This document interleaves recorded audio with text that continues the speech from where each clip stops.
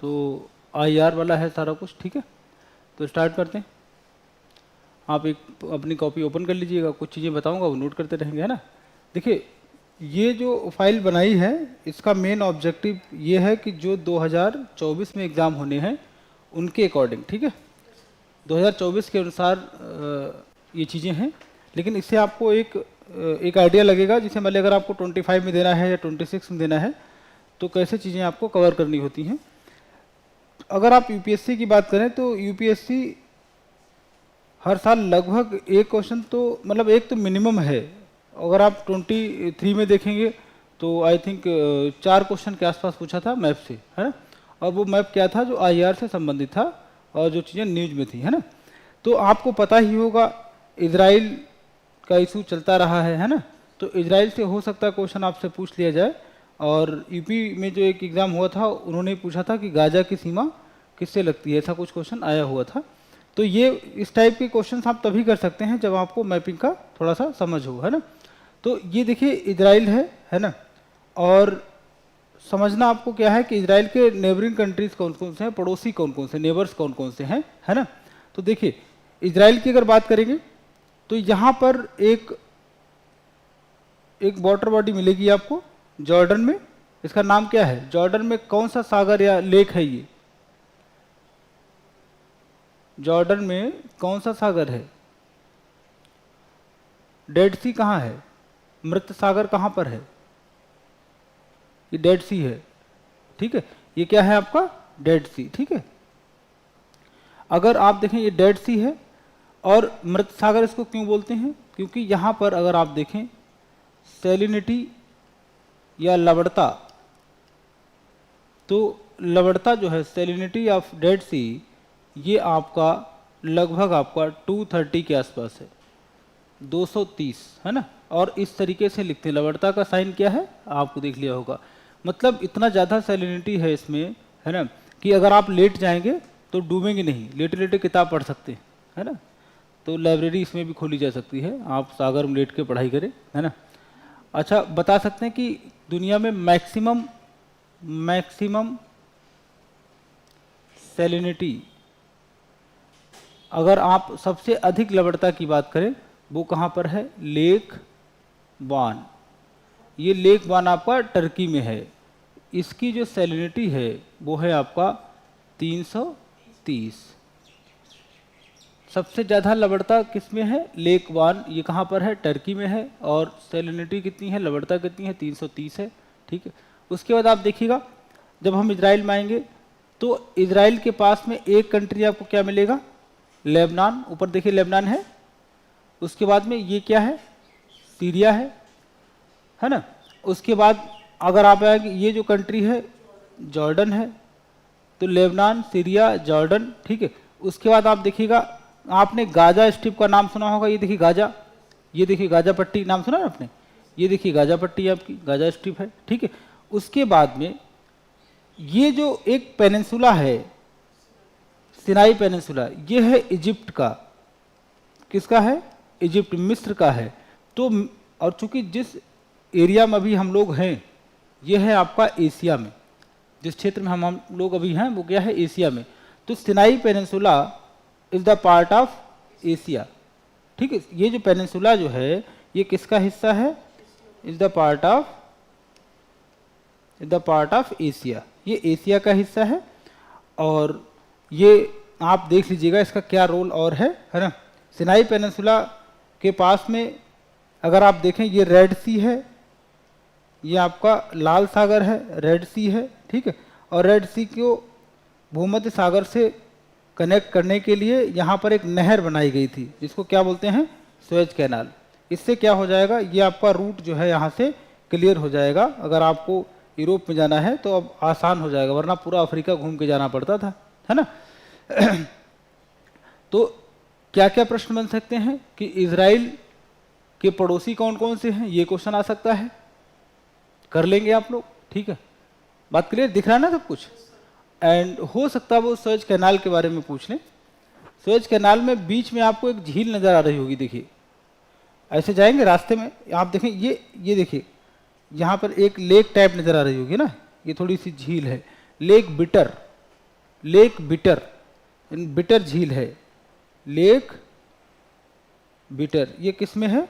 Suez canal में है lake bitter. Bitter झील किस में है? सुएज कैनाल में है। तो अगर इजराइल की बाउंड्री की अगर बात की जाए तो कौन कौन से कंट्रीज हैं, अब आप कर सकते हैं, देख लेंगे एक बार, ठीक है।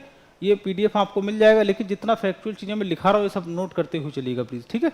अच्छा, जॉर्डन की सीमा एक बड़ी, मतलब यहाँ पर जो अर्थव्यवस्था है, बड़ा देश है सऊदी अरेबिया, तो जॉर्डन अरेबिया, सऊदी अरेबिया के साथ अपनी बाउंड्री शेयर करता है, देख लीजिएगा, है ना, करता है। अब थोड़ा सा मैंने इसको अलग से लिख भी दिया है, अब जरा देखिएगा, मैप देख लिया, अब लिखा होगा लेबनान उत्तर में कौन बाउंड्री शेयर करता है? लेबनान, है ना, लेबनान नॉर्थ में है, सीरिया नॉर्थ ईस्ट मिलेगा ऊपर, जॉर्डन ईस्ट में है, रेड सी भी है, लाल सागर दक्षिण में, लाल सागर, कोई बात नहीं बेटा, हाँ। तो अब आगे देखिएगा, उसके बाद में इजिप्ट, और ये उसके बाद भूमध्य सागर, ठीक है, और उसके बाद क्या है, पैलेस्टाइनियन टेरिटरीज या मतलब फिलिस्तीनी सीमाएं, वो भी बाउंड्री शेयर करती हैं। तो ये आप एक बार देख लेंगे। उसके बाद आप देखिएगा एक और इसी का मैप है, इसको और डिटेल थोड़ा जानने के लिए देखिए, यहाँ पर हैं गोलान हाइट्स या गोलन हाइट जिसको हिंदी में बोलते हैं, ये गोलान हाइट्स या गोलन हाइट्स, ये भी डिस्प्यूटेड एरिया है और ये पड़ता है सीरिया में। कहाँ पड़ता है? सीरिया में है, यही जो सीरिया है नॉर्थ ईस्ट में, तो गोलान हाइट्स सीरिया में है और ये जो एरिया है ये सीरिया और इजराइल के बीच में है, ठीक है। अच्छा, उसके बाद में आप देखिएगा एक जगह वेस्ट बैंक, सुना होगा आपने, वेस्ट बैंक है, ठीक है। वेस्ट बैंक के पास में कौन सी नदी बहती है? यहाँ पर एक रिवर बहती है जॉर्डन, जॉर्डन नदी का किनारा है वेस्ट बैंक वाला एरिया जो है, ठीक है। और इसी वेस्ट बैंक में क्या है? जेरूसलम है। तो जेरूसलम किस क्षेत्र में है? वेस्ट बैंक में है जेरूसलम। उसके बाद में गाजा पट्टी, गाजा स्ट्रिप जो नीच में रहती है, ये देख लीजिएगा, तो ये रहा आपका गाजा, ठीक है। और यहीं गाजा सिटी है और ये गाजा पट्टी है आपका, ठीक है, ये वाला एरिया है। एक जमाने में जब आप देखेंगे तो इजराइल का एरिया कम था, क्योंकि इजराइल के लोग जो है यहूदी जितने हैं वो मेहनती बहुत है, बहुत हार्ड वर्कर्स। जब इनका यूनाइटेड नेशन ने एक समझौता किया था तो इनको थोड़ा सा एरिया मिला था, मतलब आज के समय जितना है उतना नहीं था। तो फिलिस्तीन में जितने लोग रहते थे, जो शेख टाइप लोग थे, उन्होंने क्या किया, अपनी ज़मीनें बेचना चालू कर दिया। और इजराइल के जो लोग थे ये बहुत ज़्यादा हार्ड वर्कर्स हैं और देश इनके लिए प्रायोरिटी में आता है। तो ये अमेरिका में जाते थे, काम वाम करते थे, पैसा कमा रहे थे खूब सारा, है ना। तो उन्होंने क्या किया, इनकी ज़मीन खरीदते खरीदते आज की कंडीशन ये है कि मैक्सिमम एरिया गोलान हाइट्स लेकर के आप नीचे तक आएंगे, सिनाई पेनिनसुला तक पोर्शन बिल्कुल नीचे तक, ये सब इजराइल हो गया है। इसीलिए विवाद है, ये लोग बोलते हैं हमारा एरिया है अब दीजिए, लेकिन जब आप एक बार सेल कर चुके हैं, इजराइल क्या तर्क देता है कि जब आपने सेल कर दिया है तो वो मेरा हो गया है ना। और इजरायली जितने भी हैं आप देखिएगा, अगर इजराइल में रहते हैं वो भी काम कर रहे हैं, आउट ऑफ कंट्री जितने भी हैं वो हर जगह काम करते हैं। अभी इजराइल में लड़ाई हुई, सारे के सारे इजराइल वापस आ गए, सुना होगा, कई सारे वीडियो देखे होंगे। तो इनकी जो फिलॉसफी है बेसिकली वो क्या है, नेशन फर्स्ट है, राष्ट्र उनके लिए सर्वप्रथम आता है, ठीक है। तो बड़े मेहनती लोग हैं, है ना, इसमें कतई कोई डाउट नहीं किसी प्रकार से। उसके बाद गोलान हाइट्स के नीचे देखिएगा, अगर आप डेड देखिए, जो मेजर वाटर बॉडी है वो तो डेड सी है, लेकिन इसके ऊपर भी छोटा सा एक सागर टाइप एक लेक है बेसिकली, है ना, हाँ, गैलीली, देखिए सी ऑफ गैलीली। तो सी ऑफ गैलीली जो है ये भी बाउंड्री शेयर करता है, हो सकता वो आपसे यूपीएससी में पूछ लें। देखिए गोलान हाइट्स आपको मिल जाएगा, इसके नीचे क्या है, सी ऑफ गैलीली मिल जाएगा। उसके बाद आप देखेंगे ये तो वेस्ट बैंक वाला एरिया है, जॉर्डन रिवर वाला किनारा है ना, उसके नीचे आप देखेंगे ये आपका है डेड सी, ये आपका मृत सागर है, ठीक है ना। तो ये चीज़ें भी आपको समझनी है। ये साइड देख लिया आपने, eastern portion of Israel, Israel का पूर्वी क्षेत्र आप देख लीजिएगा, ये गोलान हाइट्स आपको मिलेंगे, उसके बाद सी ऑफ गलीली मिलेगा, जॉर्डन रिवर का किनारा वेस्ट बैंक वाला एरिया मिल जाएगा, इसके नीचे आपको मिलेगा डेड सी। क्लियर। जब आप इधर आएंगे तो इधर देखिएगा ये कौन सा सागर है, मेडिटेरियन सी है, भूमध्य सागर आपको मिल जाएगा इधर, ठीक है। और ये इनका मेजर सिटी है तेल अवीव, है ना, इजराइल की अगर बात करेंगे। और ये आपका गाजा है ना, गाजा सिटी या गाजा पट्टी की बात अगर आप करें, ठीक है। यहाँ पर जेरूसलम है जो धार्मिक मतलब रूप से अगर आप देखेंगे तो बड़ा महत्वपूर्ण है, इसको लेकर के लड़ाई होती रहती है। तो ये नीचे तक आपका इजराइल रहेगा, ये आपका इजराइल है। तो इजराइल पर आपको काम करना, दोनों मैप आपको देख के जाना है इजराइल का, ठीक है। और एक चीज़ आप देखिएगा इजराइल के बारे में, एटलस में अगर आप सर्च करेंगे ये कहाँ पर मिलेगा, थ्री कॉन्टिनेंट्स जहाँ पर उनका जंक्शन है, यूरोप, एशिया एंड अफ्रीका, इसमें कतई कोई डाउट नहीं होगा। आप देख सकते हैं कि इधर आपका इजिप्ट है, इजिप्ट मतलब अफ्रीका है। ऊपर आप देखेंगे तो सीरिया के ऊपर आप देखें, मतलब सीरिया के ऊपर ऐसे ऊपर बढ़ जाएंगे तो आपका यूरोपियन एरिया, और इधर तो आपका क्या है, एशिया है। तो तीनों कॉन्टिनेंट के बीच में ट्राई जंक्शन पर आपको क्या मिलेगा, इजराइल मिलेगा। इजराइल जो है तीनों महाद्वीपों के जंक्शन पर है या उनके मिलन बिंदु पर आपको मिलेगा, ठीक है। तो इसके बाद आप देखिएगा, अगर बाउंड्री की बात करें, मैंने सब लिख दिया है ना। तो क्या सीरिया इसका पड़ोसी देश है, बताइए। सीरिया है, Lebanon, Jordan, Egypt, Sinai peninsula है ना, ठीक है, मेडिटेरियन सी उधर देखिए आप, है ना। और नीचे आप देखेंगे वो आपको रेड सी भी मिल जाएगा, लाल सागर भी मिल जाएगा, डेड सी मृत सागर भी रहेगा, और सी ऑफ गलीली वो भी मिल जाएगा आपको, ठीक है ना। बात समझ आई, ठीक। एंड गाजा स्ट्रिप जो है, क्या वो इजराइल के साथ बाउंड्री शेयर करती है? यस करती है, कतई कोई डाउट इसमें नहीं है।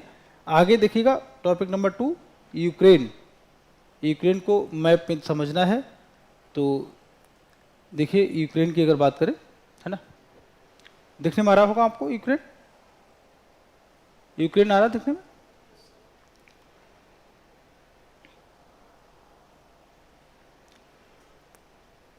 देखिए यूक्रेन की अगर आप बात करें, ये देखिए ये आपका यूक्रेन है ना।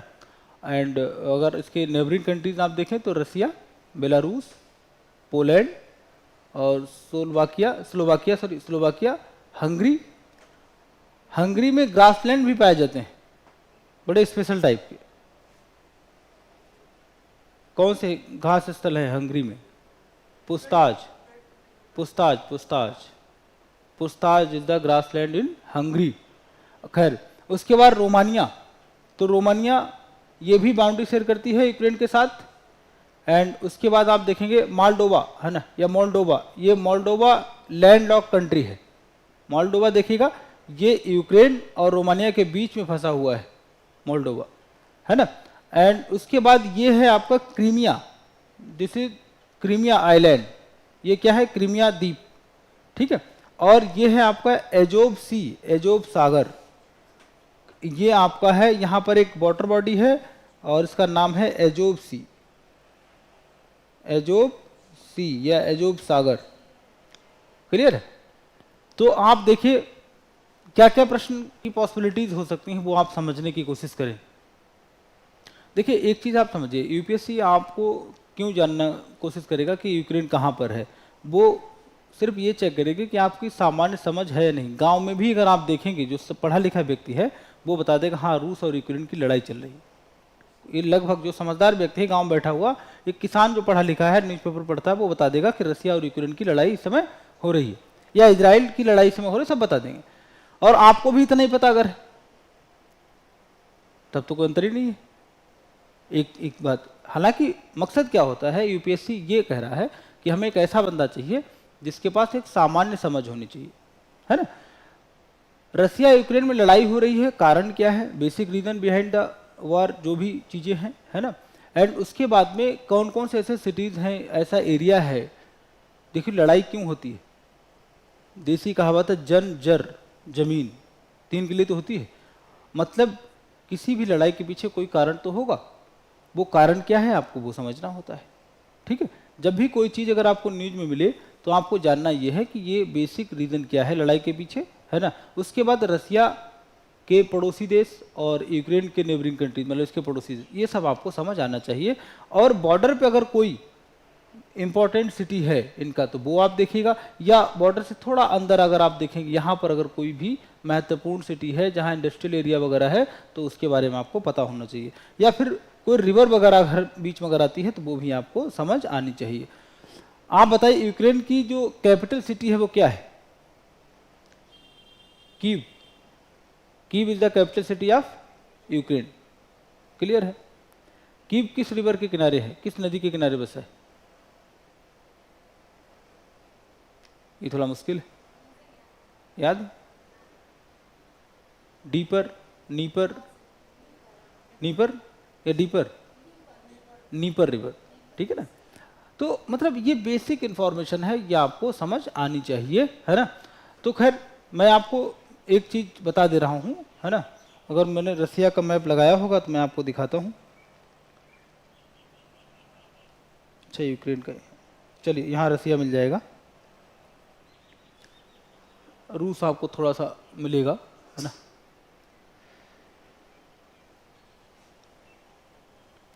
देखिए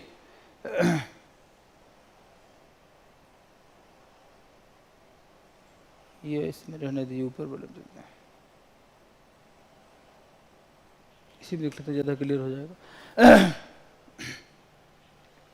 देखिए हमारे आज अभी समझने के लिए क्या चीज़ें हैं, एक तो यूक्रेन और ये आइलैंड, क्या नाम है इसका? क्रीमिया। ये क्रीमिया द्वीप है, ये क्या है? क्रीमिया, क्रीमिया द्वीप, ठीक है। और ये कौन सा सागर है? एजोब सी, या सी ऑफ एजोब, एजोब सागर, है ना। चलिए देखिए बात ये है कि रूस को ये लगता है कि यूक्रेन कुछ है ही नहीं, क्योंकि रसिया से पहले क्या था? यूएसएसआर, सोवियत संघ था। जब ये ब्रेक हुआ तब जाकर के यूक्रेन में बना, और Ukraine is the second largest city after Russia. अगर आप देखें यूएसएसआर में जो ब्रेक करके जो कंट्रीज बने हैं उसमें सेकंड लार्जेस्ट सिटी कौन है? यूक्रेन है, ठीक है। यूक्रेन दूसरा नंबर का है। अब यूक्रेन, रसिया ये बोलता है कि यूक्रेन क्या है? कुछ नहीं है, ये तो हम ही हैं, हमारा तो हिस्सा है, हम टूट के अलग अलग हो गए, एक होना चाहते, बस लड़ाई कहाँ है इसमें? अगर आप रसिया के एंगल देखें वो क्या बोलते हैं, इसमें क्या लड़ने के बाद? दो भाई हैं, अलग हो गए, छोटा भाई है, डांट को से अपने साथ लाने की कोशिश कर रहे, बात खत्म। अगर आप फिलॉसफी बिहाइंड दिस बार अगर आप देखें वो यही है। लेकिन ये स्टार्ट कैसे होती लड़ाई?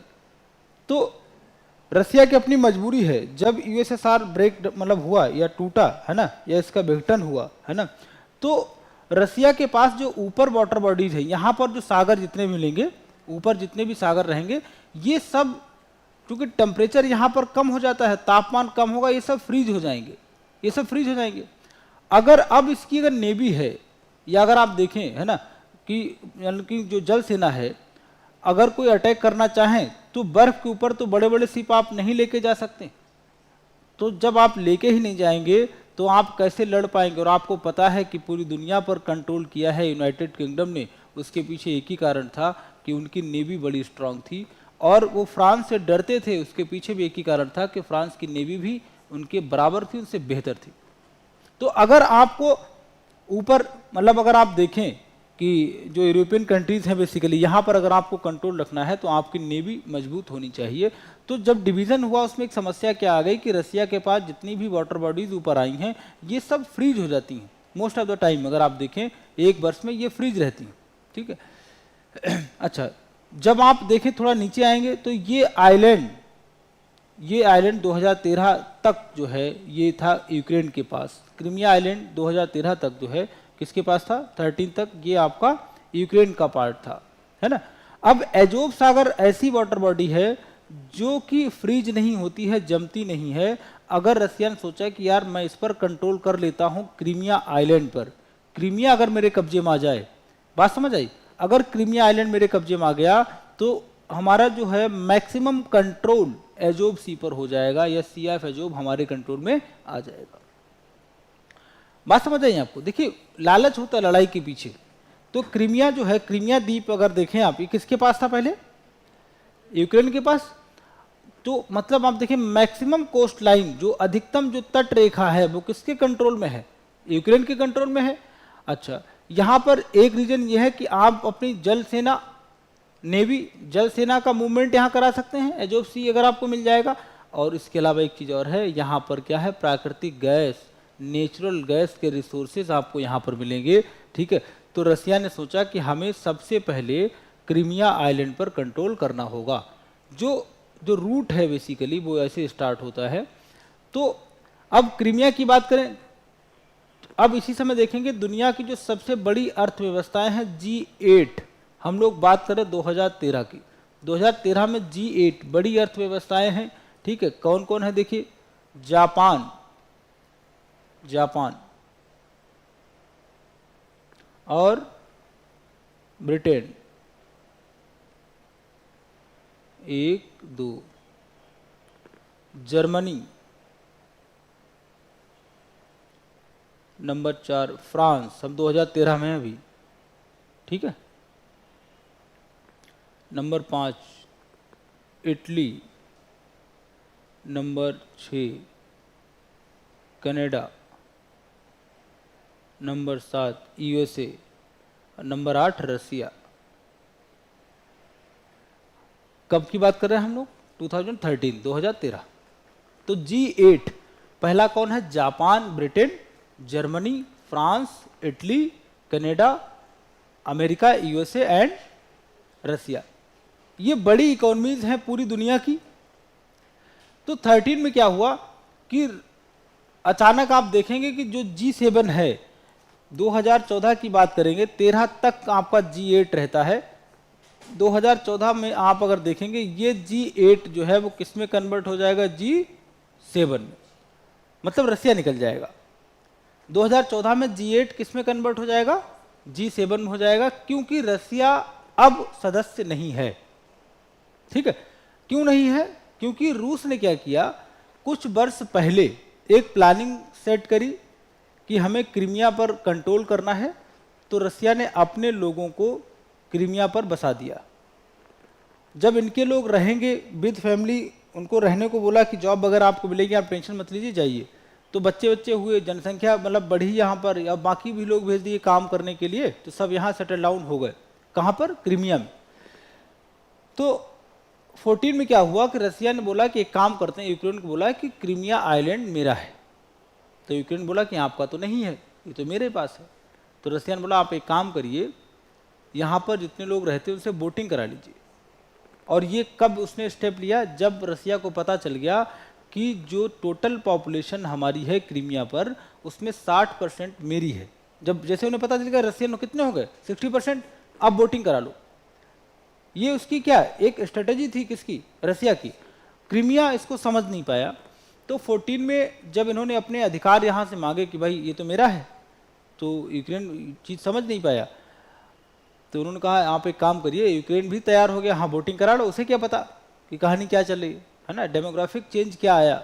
तो जब वोटिंग हुआ तो मैक्सिमम लोगों ने सपोर्ट कर दिया रसिया को, और फिर रसिया ने क्या किया, कंट्रोल किस पर कर लिया? क्रीमिया पर। तो G8 में जो बड़ी इकोनॉमीज हैं उन सब ने बोला कि नहीं, आपने चीटिंग की है और इसलिए अब हमारे साथ आप नहीं रहेंगे। तो G8 क्रीमिया आइलैंड के इशू के बाद में G7 में कन्वर्ट हो जाता है।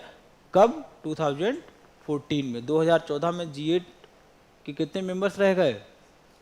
7, ठीक है। रीजन बिहाइंड कि क्यों रसिया ने कंट्रोल किया क्रीमिया आइलैंड को, तो उसमें आप बोल सकते हैं कि एक तो जो उनकी नेवी का मूवमेंट हो जाएगा, and second is natural gas, या मतलब आप प्राकृतिक और भी इसमें संसाधन मिल सकते हैं, एज ऑफ सी, ठीक है। ये सब चीज़ें आपको देखने को मिलेंगी। कुछ बात समझ आ रही क्या है? तो ये रहा आपका यूक्रेन का मामला। अब इसके पड़ोसी कौन कौन से हैं वो आप देख लीजिएगा, है ना। एक हाँ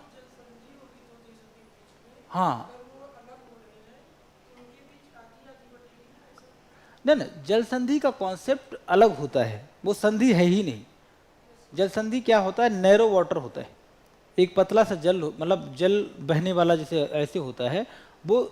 जल संधि क्या है? मेन कॉन्सेप्ट क्या है वाटर स्टेट का? वो ये है कि दो बड़ी वाटर बॉडीज को जोड़ता है। बस this is the concept of water state, है ना।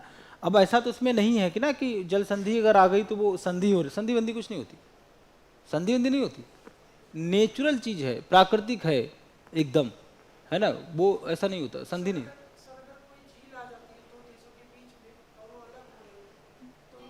नहीं, झील अलग कॉन्सेप्ट, झील अलग कहाँ मतलब चीज है। हाँ, वाटर स्टेट में यह है, अगर थोड़ा सा नैरो वाटर है उसके ऊपर इधर उधर मछली पकड़ने के अधिकार आपके अलग अलग हो सकते हैं, नेचुरल रिसोर्स को गेन करने की बात अगर की जाए वो अलग है। लेकिन जो वाटर स्टेट है, देखिए जो अगर आप जल संधि की बात करते हैं ना, जैसे मान लिया एक ये कोई सी है और एक कोई ये सागर है ना, लेकिन और बीच में यहाँ पर जो आप देखिएगा यहाँ पर ये लैंड मास है, ये यहाँ पर कोई मान लीजिए एशिया आ गया है ना, और यहाँ पर मान लिया सपोज करो ये अफ्रीका आ गया है, तो ये मतलब यहाँ पर जो पतला सा जल है, या अफ्रीका यहाँ तक हो, ये पतला सा जो जल है जो इन दोनों को जोड़ता है, ये बड़े बड़े सागर है ना, तो ये हो जाएगा जल संधि जिससे कनेक्ट करता है ना, ये नेचुरल चीज है। तो दो बड़ी वाटर बॉडीज को कनेक्ट करने का काम कौन करती है? वाटर स्टेट करती है, जो बड़ी जलराशियों को जोड़ने का काम करती है ये, ठीक है। तो वो अलग बात है, इसमें वो राइट होते हैं, वो अलग चीज होती है, ऐसे नहीं होता हर जगह, है ना। तो हाँ, ये देखिएगा, अब आप देखिएगा यूक्रेन के बॉर्डर किससे मिलते हैं, कितनी कंट्रीज हैं? 7 हैं, देख लीजिए क्या यही है जो आपने लिखा है, एक एक पढ़िए। पोलैंड है, स्लोवाकिया, हंगरी, रोमानिया, मोल्डोवा, रसिया, बेलारूस, क्या यही हैं सब? चलिए, अच्छी बात है। अब आप बताइए इसमें से इनके जितने पड़ोसी हैं, अगर कोई बहुत ही शानदार क्वेश्चन बन जाए कि आप बताइए कौन से स्थल अवरुद्ध हैं, लैंड लॉक्ड हैं, जिनके पास कोई कोस्ट लाइन नहीं है, इस टाइप के क्वेश्चन बन सकते हैं, तो मैपिंग घर में करेंगे जाकर के डिटेल में, ठीक है। देखिए, अगर आपको आईएएस बनना है या सिविल सर्वेंट बनना है तो तैयारी आपकी थोड़ी सी बेहतर होनी ही चाहिए, ठीक है। अच्छा, अब आप देखिएगा, एक चीज मैंने डाल दिया है कि इंपॉर्टेंस ऑफ यूक्रेन टू रसिया, रसिया के लिए क्या महत्व है बेसिकली, ये सारे पॉइंट्स मैंने इसमें डाल दिए हैं, ठीक है। एक तो कल्चरल कनेक्टिविटी है, क्योंकि दोनों में भाषा लगभग एक ही बोली जाती है ना, बाकी चूंकि एक ही थे। अगर आप भारत पाकिस्तान की बात करें इसमें क्या अलग है बताइए? अगर कराची तक ट्रेन जाए तो हो सकता है कराची वाले बच्चे यहाँ पढ़ने आए, भाई हम लोग एक ही थे, कल्चर एक है, बोलचाल एक है, भाषा एक है, सब कुछ एक ही तो है। आप देखिए जब आज़ादी की लड़ाई हुई तो लाहौर में बहुत सारा मूवमेंट हुआ, कराची में बहुत सारा मूवमेंट हुआ, 1931 कराची याद होगा। तो मतलब हम एक ही तो हैं। बांग्लादेश की बात करें तो हमारा जो ईस्टर्न पार्ट है बेसिकली बांग्लादेश वाला, तो वहाँ पर कौन सी भाषा बोली जाती है? बांग्ला बोलते हैं, बांग्लादेश में ही बांग्ला बोलते हैं, कल्चर उनका एक है, समझ आई बात नहीं। ऐसे ही इनका रसिया का है, कल्चर आपका एक हो जाएगा, ठीक है। अच्छा, उसके बाद आप देखेंगे रसिया के बाद सबसे मजबूत देश कौन है? यूएसएसआर का यूक्रेन है। तो अगर ये इसके कंट्रोल में आ जाएगा तो इसका भी बेनिफिट मिलेगा। और उसके बाद आप देखिएगा, अगर आप यूक्रेन की बात करें तो ये हब किसका है? Commercial industries, factories and defence manufacturing, Ukraine में ये सब चीज़ें होती हैं, ठीक है ना। मतलब अगर इंडस्ट्रियल डेवलपमेंट की बात करें तो ये सब चीज़ें आपको नज़र आएंगी, ठीक है, पैसा है इनके बाद। अच्छा, उसके बाद आप देखिएगा यूक्रेन की अगर बात करें, एक तो गेहूं की बात करें, वीट, ठीक है, गेहूं की अगर बात करें तो जो वीट का एक्सपोर्ट है पूरी दुनिया में, जितना भी गेहूं बेचा जाता है उसका 20%, 20% रसिया एंड यूक्रेन से ही आता है। बात समझ लीजिए, पूरी दुनिया में जितना गेहूं बेचा जाता है उसका 20% कहाँ से आता है? रसिया एंड यूक्रेन से आता है। तो एक ये भी चीज़ें हैं, ठीक है। उसके बाद आप देखिएगा रसिया विद एक्सेस टू, देखिए क्या है कि Ukraine also provides Russia with access to the Black Sea. Black Sea क्यों? क्योंकि यहाँ पर लगभग पूरे साल आपको कनेक्टिविटी मिल जाएगी। और इनके पास जो ऊपर वाटर बॉडीज इनके पास हैं, जो जैसे व्हाइट सी अगर आप देखें, लडोगा सी वगैरह देखेंगे, ये सब फ्रीज हो जाते हैं, जम जाते हैं। तो इनको क्या चाहिए? उनको ऐसी वाटर बॉडी चाहिए है जो कि अगर आप ब्लैक सी के बात अगर आप बात करें, ब्लैक सी के आप निकल जाइए भूमध्य सागर में ऐसे करके, तो अमेरिका वगैरह कोई आपको नहीं छेड़ पाएगा, क्योंकि आपके पास क्षमताएं पूरी हैं, है ना। तो ये कंट्रोल पाने की कोशिश कर रहे हैं। एक और मैप देखिएगा, इसमें और थोड़ी क्लियरिटी हो जाएगी। देखिए, अगर आप इस मैप को देखें, एनालिसिस ढंग से करना, क्योंकि ये क्वेश्चन इस टाइप के आईएएस में आ जाते हैं, हर साल लगभग क्वेश्चन आता है। देखिए, रसिया के कंट्रोल में हो गया है अब सी ऑफ एजोब, तो एजोब तक पहुंची इनकी आर्मी, और ऐसे ही निकल के कहाँ पर, ब्लैक सी, और ब्लैक सी से होते होते आप नीचे से आप आ जाएंगे मेडिटेरियन सी तक पहुँच सकते हैं यहाँ पर, तो आपकी रीच स्ट्रांग हो जाएगी। समझ आए बात नहीं? इसीलिए आपको क्या चाहिए, एजोब सी। और मैक्सिमम कंट्रोल अगर आपको लेना है एजोब सी में, तो Crimea is very important part. Crimea अगर आपके कंट्रोल में है तो maximum coastline of Azov sea आपके कंट्रोल में आ जाएगी। ठीक, इसीलिए आपको ये सब काम करना था। अब आप देखिएगा इनका कैपिटल सिटी क्या है, कीव। कीव है, मिल गया। और कीव जो है ये आपका नीपर नदी है, नीपर नदी है, ठीक है, नीपर नदी है ना। तो नीपर नदी के किनारे आपको कौन सा शहर मिलेगा, कीव मिलेगा। नीपर बहुत महत्वपूर्ण नदी है। क्वेश्चन बन सकता है कि नीपर नदी जो है वो कहाँ पर डिस्चार्ज होती है, ब्लैक सी में। कहाँ गिरती जा करके, ब्लैक सी में। देख लीजिए ब्लैक सी में है, तो ये आपको समझ आना चाहिए। ठीक है बेटा, नाटो क्या है कि असल में जो वेस्टर्न कंट्रीज हैं, वेस्टर्न कंट्री मतलब अमेरिका वगैरह जो लोग हैं, इन्होंने एक संगठन बनाया हुआ है। नाटो मतलब यह है कि हम एक ग्रुप बना लिया, ऐसे समझिए, एक ग्रुप बन गया और उसमें किसी भी सदस्य के खिलाफ अगर कोई कुछ बोलेगा तो हम आपके साथ हैं, सब लोग मिलकर के आर्मी वगैरह। इसीलिए कोशिश ये कर रहा है कि यूक्रेन अगर नाटो का हिस्सा हो जाए तो देखिए मेरी बात समझिए, जैसे मान लिया अगर अभी आप 5 लोग बैठे हुए है ना, और पांचों एक ग्रुप में हैं, और ये ट्रिटी ये हुई, संधि ये हुई कि अगर 5 में से किसी को कोई बाहरी मारेगा सब उस पर टूट पड़ेंगे। मैं आपका पड़ोसी हूं लेकिन आपके ग्रुप में नहीं, मेरी लड़ाई हो गई तो आप, और चूंकि हमारे आपके संबंध अच्छे हैं तो आप क्या करना चाह रहे हो, आप मेरा सपोर्ट तो करना चाह रहे हो, लेकिन किस बेसिस पे करोगे। तो आपने पहले मुझसे क्या कहा, सर एक काम करिए आप मेरे ग्रुप में शामिल हो जाओ ताकि मुझे बताने को आसानी हो जाए, ये भी मेरे सदस्य हैं। तो नाटो का अगर मेंबर हो जाएगा तो अमेरिका को खुलेआम मौका मिल जाएगा। वो काम तो अभी भी कर रहा, आप देखिए ना सही जितना भी इनको डिफेंस मटेरियल चाहिए था, है ना, आर्म्स जो चाहिए थे, हथियार चाहिए थे, कौन सप्लाई कर रहा है, अमेरिका कर रहा। अमेरिका ने बोला तुम टेंशन मत लो, तुम लड़ो, हम तुम्हारे साथ हैं, तुम। और इसमें हालांकि अमेरिका तो किसी का आज तक हुआ ही नहीं। यूक्रेन को क्या बोला कि आप हमसे राइफलें खरीदो, गन हमसे, गोलाबारी सब हमसे ले जाओ, पैसे बाद दे देना। बात समझ आई। अब जैसे लड़ाई से निपटेगा अमेरिका तुरंत मैसेज कर देगा ये इतने अरब डॉलर हो गए, कब दे रहे हो। एक तो ये कारण, और दूसरा सबसे बड़ा रीजन क्या है, क्योंकि इसकी बाउंड्री किससे लगती है। अगर अमेरिका यहां तक आ गया इसका मतलब वो रसिया के लिए खतरा हो गया, थ्रेट हो जाएगा। और अगर अमेरिका किसी से डरता है आज के समय, सिर्फ रसिया है, और किसी से कोई डर उसे है नहीं। ठीक है ना। तो अगर यूक्रेन, मान लिया Ukraine is the part of NATO, तो सारे के सारे यहाँ खड़े हो जाएंगे आके, रसिया को संभालना मुश्किल हो जाएगा। ठीक है, ये सब चीजें हैं। खैर उसके बाद आप देखिएगा, है ना, एक निप्रो शहर है, यहाँ पर डी साइलेंट होता है। जैसे नीपर नदी है उसमें डी लगता है, डी पढ़ा नहीं जाता बस, है ना। तो निप्रो जो है शहर वो 1783 का है। ठीक है, नीपर नदी के किनारे। ठीक है, और ये इंडस्ट्रियल एरिया है। तो ये मैंने क्यों बता दिया आपको, क्योंकि यूपीएससी ने एक बार पूछ लिया सिटी के बारे में, लास्ट ईयर पूछा था। तो इस शहर के बारे में है, यहाँ पर इंडस्ट्रियल एरिया है ना। और एक चीज़ आप देखिएगा, कीव की अगर बात करें तो ये भी किस नदी किनारे है, नीपर नदी किनारे है। ठीक है, तो ये सब चीज़ें आपको समझनी है ना। और एक खास बात यह है, अच्छा पहले नीपर नदी के बारे में देखो। यूरोप की प्रमुख नदी है जो रूस के, अगर आप देखें, है ना, तो रूस से निकलती है, सोमोलेंस करके एक जगह है, वहाँ से निकल के आती है ना। और बेलारूस, रूस को टच करती है, यूक्रेन में जाती है ना। उसके बाद कहाँ मिल जाएगी, ब्लैक सी में मिल जाती है। बेलारूस और यूक्रेन की सबसे लंबी नदी कौन सी है, नीपर नदी है। अब ये क्वेश्चन बन सकते हैं कि लॉन्गेस्ट रिवर ऑफ यूक्रेन या बेलारूस कौन सी हो जाएगी, नीपर। ठीक है, अच्छा अब देखिए, रूस और यूक्रेन की लड़ाई के बाद एक चीज का बेनिफिट भारत को हुआ था या हो सकता है, उसका पूरा बेनिफिट नहीं लिया, कि 20% बीट सप्लाई कौन कर रहा था, यही दोनों कर रहे थे, गेहूं की आपूर्ति। चूंकि लड़ाई चल रही थी, ये तो सप्लाई करेंगे नहीं, तो एक काम करेंगे, यहाँ से जो भी कमी है, जो सप्लाई चेन जो कमी आई है उसको इंडिया भर सकता है, क्योंकि हमारे यहाँ पर भी किसका उत्पादन ज़्यादा होता है, गेहूं का, वीट का प्रोडक्शन होता है। क्लियर है। चलिए एक चीज़ और ये है कि यूक्रेन में स्टील इंडस्ट्री बहुत ज़्यादा चलती है। स्टील इंडस्ट्री की अगर आप बात करें तो यहाँ पर इसका बहुत ज़्यादा मतलब ग्रोथ है, या इंडस्ट्री बहुत ज़्यादा स्टील वाली है।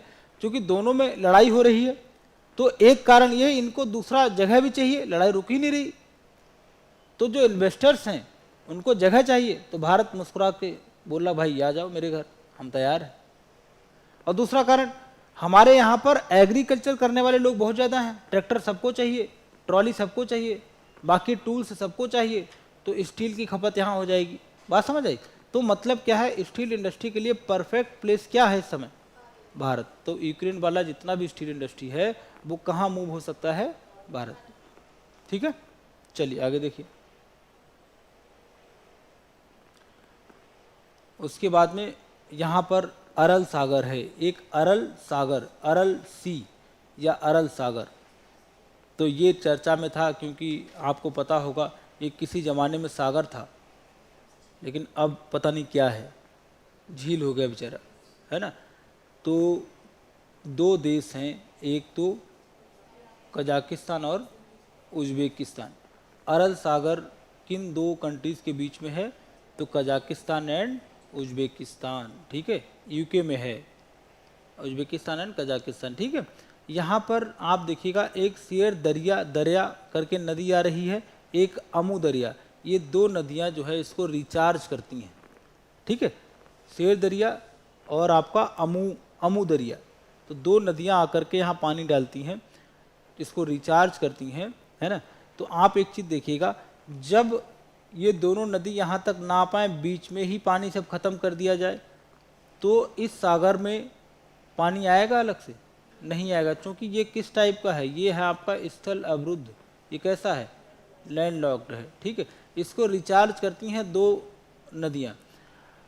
किसानी का कोई काम करोगे, बीच में किसी प्रकार का पानी जो है आप अगर यूज़ कर डालेंगे, है ना, ड्रिंकिंग वाटर है, बाकी बहुत सारे इंडस्ट्रियल यूज, ये सब पानी आपने बीच में ही ख़त्म कर दिया अलग अलग यूनिट लगा के, तो ये नदियाँ यहाँ तक गिर ही नहीं रही हैं, नया पानी आ नहीं रहा। और सागर किस टाइप का है? स्थल अवरुद्ध है, तो लगातार पानी क्या होगा इसका? कम हो जाएगा। आज की डेट में क्या बन के रह गया है?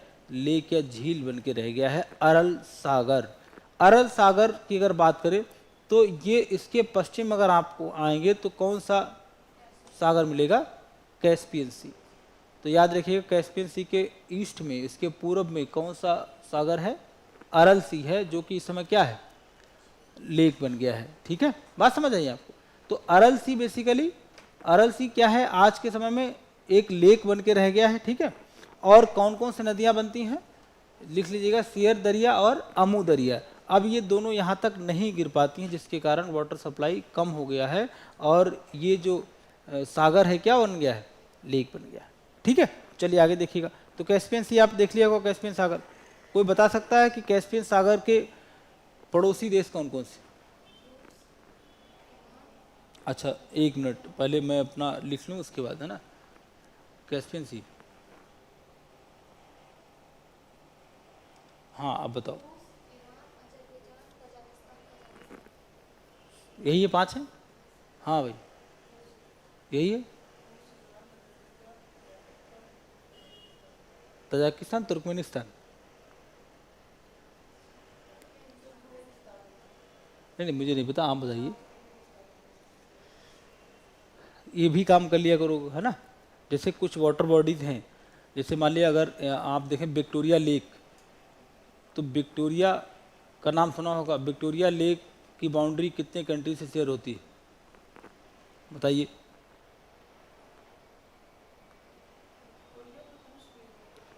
मुझे आइडिया नहीं विक्टोरिया कहाँ है, तो हो सकता है रूस में हो। तुम्हारा दिमाग खराब हो गया, ज़्यादा क्लास का गहरा असर है, मुझे लगता है क्लासेस ज़्यादा हैं इसलिए दिमाग पर असर है। रूस में विक्टोरिया क्या मतलब? विक्टोरिया लेक कहाँ है? देखो कितना स्पष्ट आंसर है। I don't know so I don't care, कहाँ है ना। हाँ बेटा बताओ। एक चीज़ तो ठीक है, अफ्रीका में तो है। नेबरिंग कंट्री कौन कौन सी हैं? देखिए सबसे ज़्यादा दुनिया पर विजय यूक्रेन पाई, यूके की टेरिटरी बहुत ज़्यादा थी, है ना भाई। यूके की टेरिटरी सबसे ज़्यादा थी, तो युगांडा, केन्या, तंजानिया, विक्ट्री किसको मिली? यूके को मिली, टेरिटरी उसी की ज़्यादा थी। तो विक्टोरिया लेक के पड़ोसी देश कौन कौन से हैं? अरे लिख लो ये, फिर कल बोलोगे सर मुझे नहीं पता। लिखो, विक्टोरिया के पड़ोसी देश।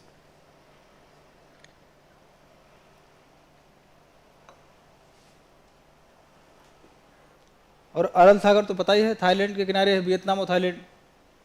अरल सी वियतनाम और थाईलैंड। अच्छा फिर ठीक है। तो भाई अरल सागर की अगर बात करें, है ना, तो ये सब कहानी पढ़ लीजिएगा, 2 लाइन इसके बारे में है। उसके बाद में अगला आर्टिकल क्या है, हॉर्न ऑफ अफ्रीका। ये देखिए, जैसे सींग नहीं होता एनिमल्स का, तो यही स्ट्रक्चर है, इसको क्या बोल देती है, हॉर्न ऑफ अफ्रीका, है ना। अफ्रीका में सींग जैसी एक स्ट्रक्चर बन गया है, ये आपको देखना है। अब आप बताइए यहाँ की इकोनॉमी किस टाइप की होगी, ना खाने को सही से है, गरीबी है ना, लोग ज़्यादा रहेंगे, तो यहाँ पर लूटमार ज़्यादा होगी। और चूंकि वाटर बॉडीज के किनारे हैं, समुद्र के आसपास हैं, तो समुद्री लुटेरे यहीं पर आपको ज़्यादा मिलेंगे, है ना। इसीलिए तो न्यूज में है ये। कभी किसी का शिप जा रहा, टूट पड़े उस पर, सामान निकाल लिया, टमाटर बेच रहे हो, मान लिया भारत से टमाटर जा रहा है यूरोप में, टमाटर निकाल लिए, वहीं आलू टमाटर बना रहे बैठे हो, कुछ है ही नहीं खाने के लिए, ब्लैकमेल करते हैं, फिर पूरा आपका क्रू एकदम हाईजैक कर लिया, फिर पैसा मांगते हैं सरकार से, है ना। ये सारा खेल होता है, और इस साल बहुत ज़्यादा हुआ, देखा होगा अगर आप लोग न्यूज़पेपर पढ़ते हैं तो आपको मिला होगा। तो ये एरिया आप देखेंगे कौन कौन से कंट्री हैं हॉर्न ऑफ अफ्रीका में, अगर आप देखेंगे, है ना, तो इसको क्या बोलते हैं, एक दूसरा नाम क्या है, ये क्या है, सोमालिया का, या सोमाली पेनिनसुला, या सोमाली प्रायद्वीप भी इसको कहा जाता है। तो हॉर्न ऑफ अफ्रीका का दूसरा नाम क्या है, सोमाली प्रायद्वीप लिखना होता है। हॉर्न ऑफ अफ्रीका का दूसरा नाम सोमाली प्रायद्वीप है।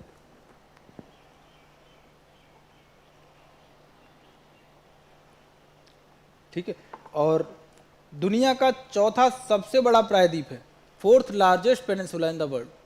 लिखो, यह है प्रायद्वीप, दुनिया का चौथा सबसे बड़ा प्रायद्वीप है। This is the 4th largest peninsula in the world.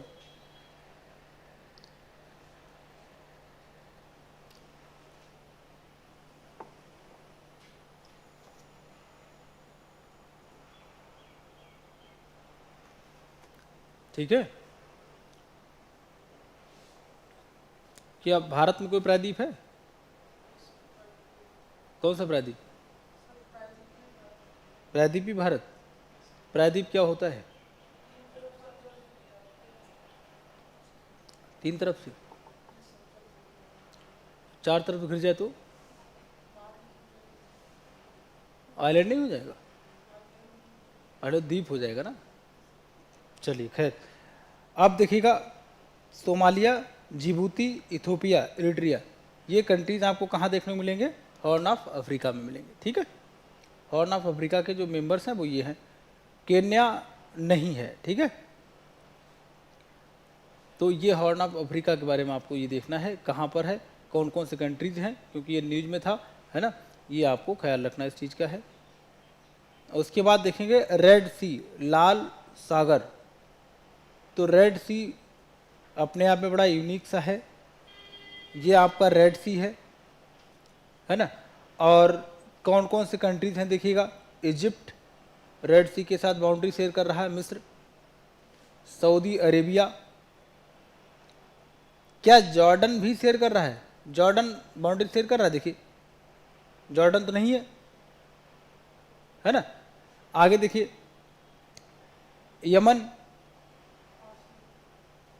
Eritrea, Sudan, Djibouti, ये सब वो देश हैं जो लाल सागर के साथ सीमा साझा करते हैं। 2-4 लिखा करो हाथ से, तब याद हो जाएगा, मैप बना लिया करो, लाल सागर कौन कौन से पड़ोसी हैं।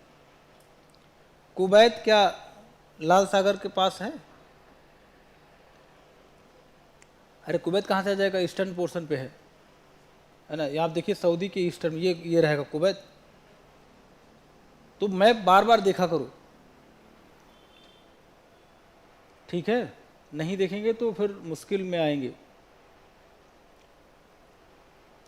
सोमालिया, सोमालिया की अगर आप बात करें तो सोमालिया जो है अरेबियन सी का बड़ा हिस्सा जो है, बड़ी तटरेखा है उसके पास है ना। खैर, अभी ये क्यों हम लोग बात कर रहे हैं, क्योंकि अभी अमेरिका का एक शिप जा रहा था, उसको इन्होंने हाईजैक कर लिया, है ना। भारत के शिप को भी छेड़ा था, है ना। तो ये सब चीज़ें हैं, इसीलिए मैंने आपको मतलब बताया है। अब यहाँ एक खास बात क्या देखेंगे, इस सागर में एक आइलैंड है जिसको क्या बोलते हैं, तिरान आइलैंड। तो तिरान आइलैंड बेसिकली कहाँ पर है, इसका संबंध किस सागर से है, रेड सी से है। लिख लो, तिरान द्वीप का संबंध लाल सागर से है।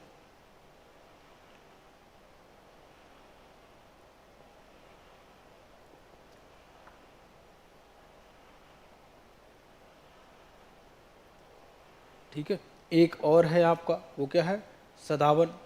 ये 2 द्वीप ऐसे हैं जो लाल सागर में आपको मिलेंगे। अभी तक क्वेश्चन नहीं पूछा गया मेरी जानकारी में, तो चूंकि इस समय न्यूज़ में है तो हो सकता पूछ ले। ये दोनों आइलैंड्स के नाम याद रखिएगा। ठीक है, तिरान और आप देखिएगा सातवान जो द्वीप हैं आपके, ये दोनों कहाँ पर हैं, रेड सी में हैं, याद रखिएगा। ठीक है, उसके बाद अगला आर्टिकल देखिएगा, फुकुशिमा। नाम सुना आपने फुकुशिमा का, जापान में है और यहाँ पर एटॉमिक एनर्जी सेंटर है इनका। ठीक है, एटॉमिक एनर्जी सेंटर रहा था और वो लीक हो गया था, हादसा हुआ था, चर्चा में था। ठीक है, तो ये आपको समझ आना फुकुशिमा आइलैंड के बारे में क्या क्या चीज़ें हैं, वो मेन बात क्या है, क्यों न्यूज़ में था। ठीक है, तो वो एटॉमिक एनर्जी सेंटर यहाँ पर है, परमाणु ऊर्जा केंद्र के कारण में ये चर्चा में था। ठीक है, यहाँ पर फुकुशिमा में क्या है, आपका एटॉमिक एनर्जी सेंटर है। ठीक है, अब उसके बाद में जो खास बात है वो ये है कि ईस्ट एशिया समिट, ये आपको पढ़ना है और ये थोड़ा सा महत्वपूर्ण है। यहाँ से क्वेश्चन अभी नहीं आया। जापान में कितने आइलैंड्स हैं, मेन आइलैंड्स? 4 हैं। 4 हैं या 5 हैं? नाम बताओ। हंसू, हंसू, कोंसू, पोंसू, ऐसे बता दिया, ढंग से बताओ। आपको आइडिया है? देखो, 2 कौन कौन से? तुम क्या चाहती हो, मैं हिंसात्मक हो जाऊं? जावा और सुमात्रा इंडोनेशिया में। देखा, ये है बुद्धि खराब होने का सर, है ना। सोच के बताओ ढंग से। रात पूरी नींद ना अगर आए तो दिमाग खराब हो जाता है। जापान कहाँ, इंडोनेशिया कहाँ, मिला दिया खींच के।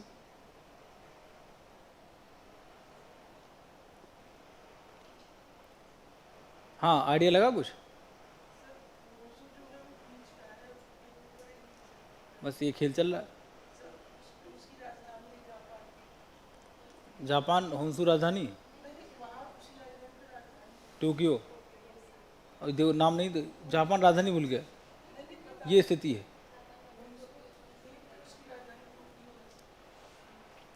इसलिए कहते हैं कि नींद लेना भी जरूरी है ना, वरना मानसिक संतुलन थोड़ा सा खराब हो जाता है। सबसे ऊपर कौन सा है?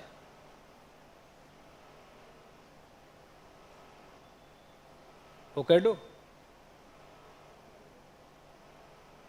नीचे होन्सू, शिकोकू, 4 है ना। और मैक्सिमम पॉपुलेशन कहाँ रहती है, किस आइलैंड पर? होन्सू में रहती है, क्योंकि वो कैपिटल सिटी है टोक्यो ओवर देयर, तो आपको पता चलेगा। लेकिन भाई थोड़ा थोड़ा पढ़ते रहा करो घर पे। हालांकि देखो, बार बार उल्टा पढ़ना पड़ेगा। देखिए, किसी को बाई बर्थ याद नहीं होता है ना। एजुकेशन में एक खास बात यह है कि इस पर अधिकार किसी का नहीं, पहले से उसका अधिकार होता है जो अधिकार करना चाहता है। आप अगर रेगुलर कोई चीज़ पढ़ेंगे तो आपको महारत हो जाएगी। हाँ, तब भी याद है, आइडिया तो आपको है कम से कम, है ना।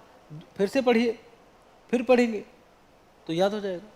एक दिन ऐसा आएगा पूरा मैप आपके माइंड में आ जाएगा। लेकिन यह है कि थोड़ी थोड़ी जो मतलब प्रैक्टिस है ना, जैसे 10 मिनट दे, कुछ मत करो, चाय पी के बैठे घर पे, एक बार देख लिया था जापान यहाँ पर, ओके, होन्सू ये रहा, टोक्यो ये रहा, ठीक है, बंद कर दिया।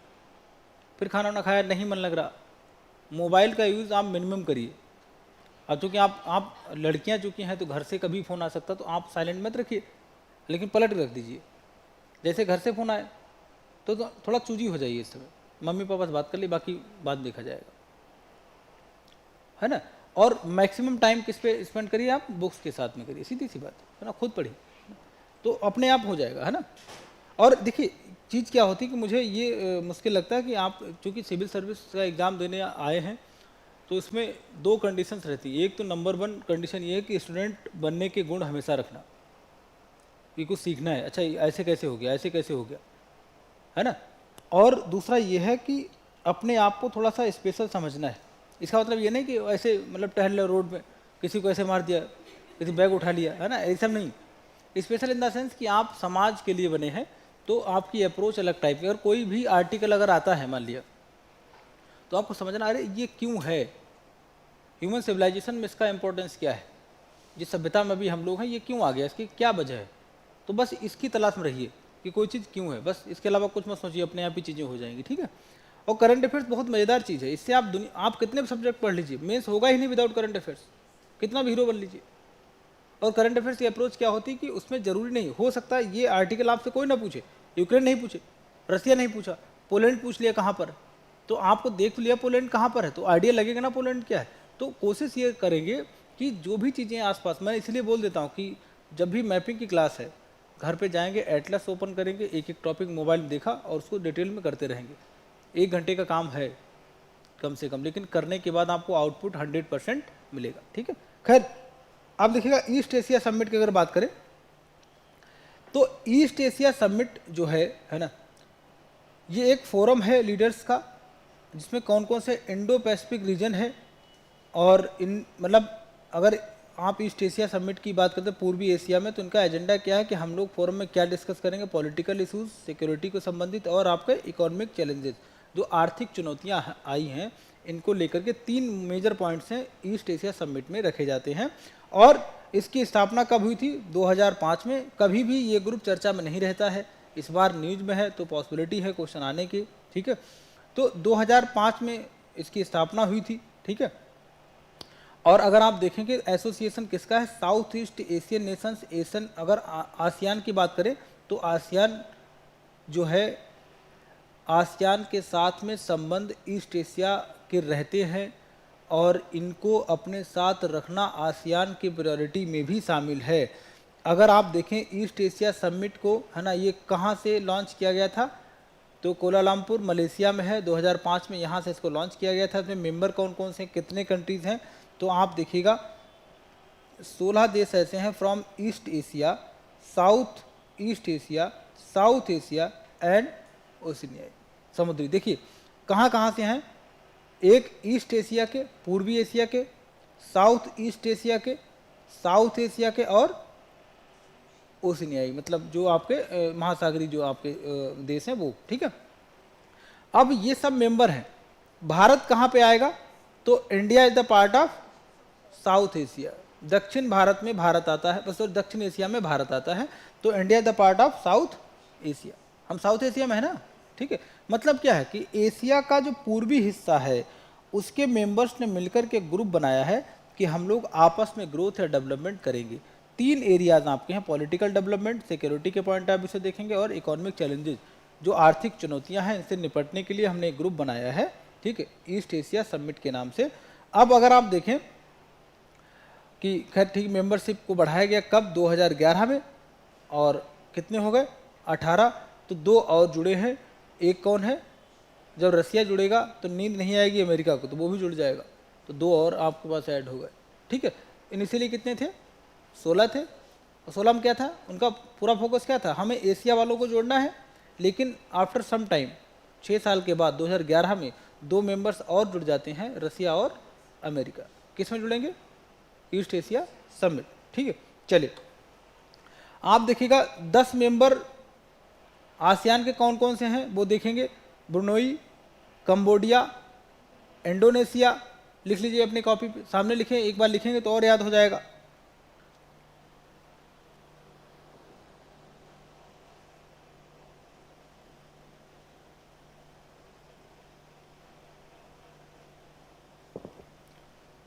टोटल मेंबर्स कितने हैं, 18 हैं। तो 10 मेंबर्स आपको कहाँ से मिल जाएंगे, आसियान से मिल जाएंगे। 10 तो ये आप देख लीजिएगा, तो आपका दोनों काम हो गया। ब्रुनई हो जाएगा, Cambodia, Indonesia, Laos, Malaysia, Myanmar, the Philippines या फिलीपाइंस, सिंगापुर, थाईलैंड, वियतनाम, ये सब आसियान देश हैं। Myanmar is the part of ASEAN, ठीक है। देखो ये सब क्यों बता रहा हूँ, एक बार लिखेंगे तो आपको याद हो जाएगा। अगर आप देखें म्यांमार, एक बार आपको समझ आएगा, क्योंकि कन्फ्यूजन यही रहेगा। आसियान में हमें समझ आता है इंडोनेशिया साइड वाले कंट्रीज, लेकिन ये तो हमारा पड़ोसी है, ये भी किसका पार्ट है, आसियान का है, ठीक है। अब ये तो 10 हो गए, 8 और बचे, तो 8 वो अलग से देख लीजिए कौन कौन से हैं। तो 10 तो आपको याद हो गए आसियान वाले, है ना, उसमें कोई ज़्यादा लॉजिक है नहीं। अब देखिएगा ऑस्ट्रेलिया, चाइना, तो एक क्वेश्चन बन जाएगा क्या चाइना भी हिस्सा है, यस, ठीक है। उसके बाद Japan, India, New Zealand, republic of Korea, Russia and America. तो इसको ऐसे देखिएगा, भारत चाइना दोनों हैं, ऑस्ट्रेलिया न्यूजीलैंड दोनों हैं, ऐसे दो दो करके याद करिए, वो 2 उधर हो गए, है ना। और 2 बड़े लोग लड़ाकू टाइप, रसिया और यूएस, वो भी शामिल है, भारत चाइना शामिल है, न्यूजीलैंड और ऑस्ट्रेलिया पड़ोसी दोनों वो शामिल है। कितने हो गए, 6 तो ऐसे हो गए। कितने बचे, 2 और बचे। तो 2 कौन है, कोरिया होगा, और कौन है, जापान। बात जरा समझिए, फिर से देखिए, देखो 10 कैसे याद करोगे। ईस्ट एशिया समिट के मेंबर्स कितने हैं, 18 हैं, ये बात क्लियर है। 10 सीधे सीधे कहाँ के हैं, आसियान वाले। तो आसियान में कम से कम 4-5 याद ही हो जाएंगे। लाओस हो जाएगा, थाईलैंड हो जाएगा, इंडोनेशिया हो जाएगा, म्यांमार हो जाएगा, मलेशिया हो जाएगा, सिंगापुर हो जाएगा। ये सब कहाँ के हैं, आसियान के हैं। अब टोटल कितने हैं, 18 हैं। कुछ कंट्रीज आपको अलग से याद रखने हैं। 10 तो क्लियर हो गए, 8 और देखिएगा, 8 उनको ऐसे पेयर में बनाइएगा। जैसे भारत का पड़ोसी चाइना है, इंडिया चाइना जुड़वा हो गया, ठीक है। न्यूजीलैंड ऑस्ट्रेलिया जुड़वा हो गया, तो 4 हो गए। और रसिया यूएस एक साथ जोड़ लीजिएगा, 6 हो गए।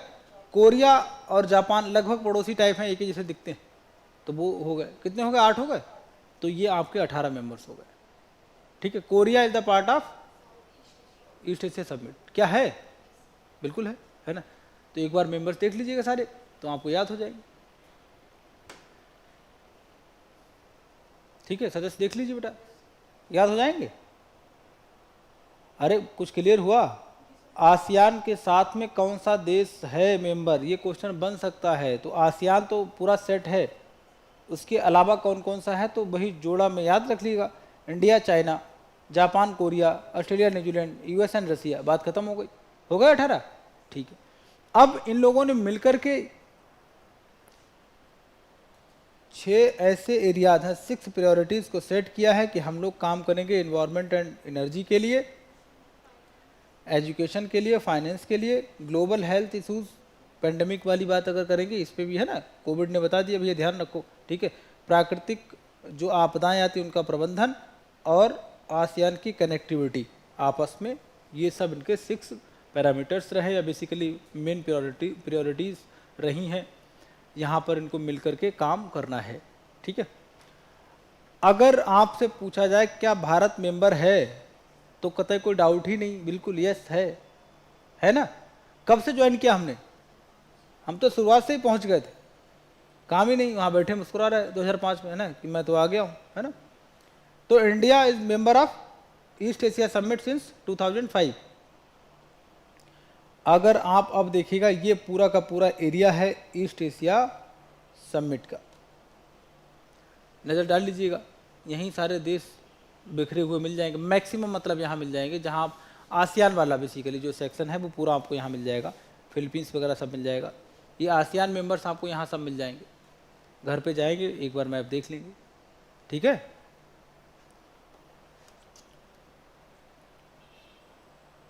तो अब आप कर लेंगे, कोई दिक्कत नहीं होगा, है ना।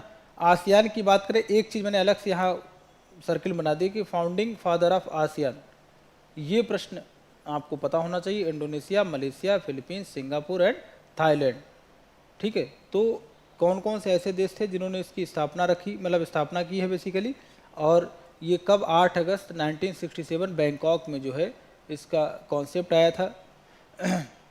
और इसको आपको याद रखना है, ठीक है। ये कौन कौन से आपके मेंबर्स हैं? Indonesia, Malaysia, Philippines, Singapore, Thailand.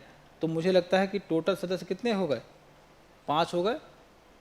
तो 5 मेंबर्स ने मिलकर के आसियान ग्रुप का नाम दिया था। बाकी तो मेंबर अब आप देख लीजिएगा सारे हैं। आई होप आपको याद होंगे सारे, कुछ तो आइडिया मिला ही होगा। आसियान के फाउंडिंग आपको नींद आ रही? तभी ठीक है, ठीक है। खाना वाना खा के आती हो मतलब? हाँ मुझे लग रहा था एनर्जी लो है ना, ग्लूकोज चाहिए ना, बट टॉफ़ी भी खा के आया करो। हाँ ठीक, अच्छा कोई बात नहीं, ग्लूकोज वगैरह होना चाहिए ना, वरना पता लगा, मुझे लगा ऐसा ना कि चक्कर आ जाए। गर्मी वैसे ही हो रही है ना, तो पानी वानी पीते रहो, ठीक है। चलिए, तो देखिए अभी क्या देखा हमने, ईस्ट एशिया समिट की बात हम लोग कर रहे थे, है ना। तो ईस्ट एशिया समिट में टोटल मेंबर्स आपके कितने हैं? 18 हैं। तो भारत ने कब ज्वाइन किया था? 2005 में। और आसियान में 10 कंट्रीज़ हैं। 1967 में आसियान बना था। फाउंडिंग मेंबर्स ऑफ आसियान कितने थे? 5 थे। ये सब सारी कहानी आपको याद रखनी है, ठीक। अगला टॉपिक ये है नुब्रा रिवर, ये चर्चा में रहती है, नुब्रा नदी। तो ये कहाँ मिलेगी आपको? सियाचिन ग्लेशियर के पास। अगर आप देखेंगे बिटवीन इंडिया एंड चाइना वाला एरिया है जो विवाद में रहता है, यहाँ पर आपको मिलेगा नुब्रा। तो नुब्रा नदी भी है, नुब्रा घाटी भी है। कहाँ पर है? Ladakh in India. नुब्रा नदी कॉमा नुब्रा घाटी दोनों कहाँ पर हैं? लद्दाख में है। लिखो, नुब्रा रिवर, नुब्रा वैली, ये दोनों कहाँ पर हैं? लद्दाख में है। और Nubra river is the tributary of Shyok, ठीक है। Nubra river is the tributary of Shyok river, है ना। और अगर आप देखेंगे श्योक की बात करेंगे, श्योक जो है ये इंडस की ट्रिब्यूटरी है। श्योक रिवर किसकी ट्रिब्यूटरी है? इंडस की। लिखो बार बार, Shyok river is the tributary of Indus. और इसी रीजन में आपको एक ग्लेशियर मिलेगा जिसको बोलते हैं सियाचिन ग्लेशियर। सियाचिन ग्लेशियर, इसको second longest non polar glacier in the world. Polar पर, तो पोलर साइड पे अगर आप पोल साइड देखेंगे तो वहाँ तो ग्लेशियर बड़े बड़े हैं। अगर आप पोल साइड हटा दीजिएगा, उसके बाद दुनिया का सबसे बड़ा ग्लेशियर कौन सा है? सियाचिन ग्लेशियर है। Second longest non polar glacier जो है वो आपका। और सियाचिन ग्लेशियर का लोकेशन मैंने अलग से लिख दिया है, located in the Karakoram range. Karakoram range में इतने ग्लेशियर हैं कि इसको थर्ड पोल, तीसरा ध्रुव कह दिया जाता है, ठीक है। तो काराकोरम रेंज को क्या बोलते हैं? थर्ड पोल, तीसरा ध्रुव। ग्लेशियर बहुत ज़्यादा है। हाँ वो रेंज असल में है। देखिए होता क्या है, जब आप हिमालय से आएंगे ना तो कुछ रेंज है वहाँ पर, जैसे ये काराकोरम, लद्दाख, जस्कर, पीर पंजाल, धौलाधर, और उसके बाद दून, ये शिवालिक, किसी के शिवालिक रेंज, ये आपका शिवालिक। तो ये रेंज है नॉर्थ। जब आप नॉर्थ से साउथ की तरफ अगर आप आते हैं तो आपको काराकोरम, लद्दाख, जस्कर, पीर पंजाल, धौलाधर और शिवालिक रेंज मिलती है, ठीक है। तो जो काराकोरम और लद्दाख वाला एरिया आपको मिलेगा, यहाँ पर आपको ग्लेशियर बहुत ज़्यादा मिलेंगे। तो काराकोरम में इतने ज़्यादा ग्लेशियर्स हैं कि इस रीजन को हम बोल देते हैं third pole of the earth, क्योंकि ग्लेशियर बहुत ज़्यादा है, बर्फ़ बहुत ज़्यादा है। प्रश्न पूछा जा सकता है कि रेंज जो रेंज आप जो श्रेणियाँ देख रहे हैं, इनका ऑर्डर लगाइए नॉर्थ टू साउथ या साउथ टू नॉर्थ। तो याद होना चाहिए सबसे ऊपर कौन सी है? Karakoram is the part of trans Himalaya, ठीक है। तो काराकोरम, लद्दाख, जस्कर, पीर पंजाल, धौलाधर, नीचे क्या मिलेगा? शिवालिक। शिवालिक में दून बनते हैं, ऐसे करके दून। दुनिया मतलब भारत का सबसे खूबसूरत दून जो है देहरा है, जिसको हम लोग बोलते हैं देहरादून। तो देहरा एक दून है, उसका नाम रखते हैं देहरा, है ना। तो चूंकि दून मतलब अगर आप नेचुरल आर्किटेक्चर है ना वो देहरादून वाला, तो सबसे खूबसूरत दून जो है आपका देहरादून है भारत में, ठीक है। वो शिवालिक पे है। तो आप जाएंगे कभी देहरादून घूमने तो हर जगह शिवालिक लिखा मिलेगा, शिवालिक रेस्टोरेंट, शिवालिक ये, शिवालिक वो, क्योंकि शिवालिक रेंज ही आपको मिलेगा। और उसके नीचे फिर आपको मैदान मिल जाएगा, ग्रेट प्लेन्स। खैर, तो हम लोग बात कर रहे थे नुब्रा की। तो नुब्रा रिवर जो न्यूज़ में रहती है, तो नुब्रा कहाँ पर है? लद्दाख में है। नुब्रा वैली भी आपको मिलेगा, ठीक है। Nubra river is the part of tributary of Shyok river. और जो सियोक है वो किसका है, इंडस का। तो जो इंडस रिवर सिस्टम है उसी का पार्ट क्या हो जाएगा आपका, नुब्रा रिवर हो जाएगा। इंडिया और चाइना में आपस में विवाद रहता है, ठीक है। तो ये आपको याद रखना है। ये देखिए नुब्रा, देखिए ये नुब्रा ऐसे आ रही और रास्ते में ऐसे यहाँ देखिएगा एक रिवर ऐसे बहती, सियोक आ रही है, सियोक मिलेगी, और जैसे सियोक आई, सियोक को रास्ते में कौन मिल जाएगा, नुब्रा। तो नुब्रा जो है ये ऊपर नॉर्थ में, और नॉर्थ से बहती साउथ तरफ आती है, और साउथ में इसको नीचे टहलती हुई कौन मिल जाएगी, सियोक। बस इसी में अपना पानी मिला देगी, बात खत्म, थक गई। अब यहाँ से कौन जाएगी, सियोक आगे बढ़ेगी, सियोक आगे मिल जाएगी इंडस में। अब इंडस सबको लेके साथ जाएगी, पाकिस्तान में पहुँचेगी, ठीक है ना। तो ये आपको याद रखना है। आगे अगर आप देखेंगे गलवान, ये देखिएगा ये आपको गलवान मिलेगा, गलवान घाटी, गलवान यहाँ आपको मिलेगा। दीप सांग, ये देखिएगा ये दीप सांग यहाँ पर मिलेगा। अक्साई चिन नाम सुना होगा, अक्साई चिन, ये देखिए अक्साई चिन। तो नुब्रा से जब पूरब बढ़ेंगे, ये नुब्रा नदी है, नुब्रा घाटी, जब पूरब में जाएंगे तो आपको गलवान और दीप सांग दोनों मिलेंगे। इनसे थोड़ा और पूरब में जाएंगे तो अक्साई चिन का एरिया आपको मिलेगा। ये दिखा रहा हूँ क्योंकि अक्सर न्यूज में रहता है, आर्मी के हिसाब से देखा होगा ना कि कभी चाइनीज सैनिक यहाँ आ गए इस तरीके से, तो एक बार देख लीजिएगा, ठीक है। तो नुब्रा से पूरब में जाएंगे तो गलवान मिलेगा, गलवान हालांकि मैंने अलग से भी इसको डाला हुआ है, लेकिन गलवान मिलेगा, दीपसांग मिलेगा। इसके और आप जब बढ़े, ये बेसिकली एरिया ऑफ अक्साई चिन, ठीक है। तो ये आप देख लीजिएगा, गलवान वैली अक्सर न्यूज में रहती है। तो गलवान में यहाँ एक नदी भी है, गलवान नदी आपको मिल जाएगी, ठीक है। तो गलवान नदी भी मिलेगी, ठीक है, अक्साई चिन में। और Galwan river is the part of Shyok. Galwan नदी किस नदी की सहायक नदी है, सियोक की है। ये सब लिखते रहा करो, है ना। Galwan river is the tributary of river Shyok. और 1962 की लड़ाई के बाद गलवान वैली जो है वो भारत और चाइना के बीच में एक मुद्दा रहा है ना। दर्शन कर लीजिए और डिटेल में। ये देखिए यही तो गलवान है। 1962 से 1962 से गलवान जो है एक डिस्प्यूटेड एरिया रहा है बिटवीन इंडिया एंड चाइना।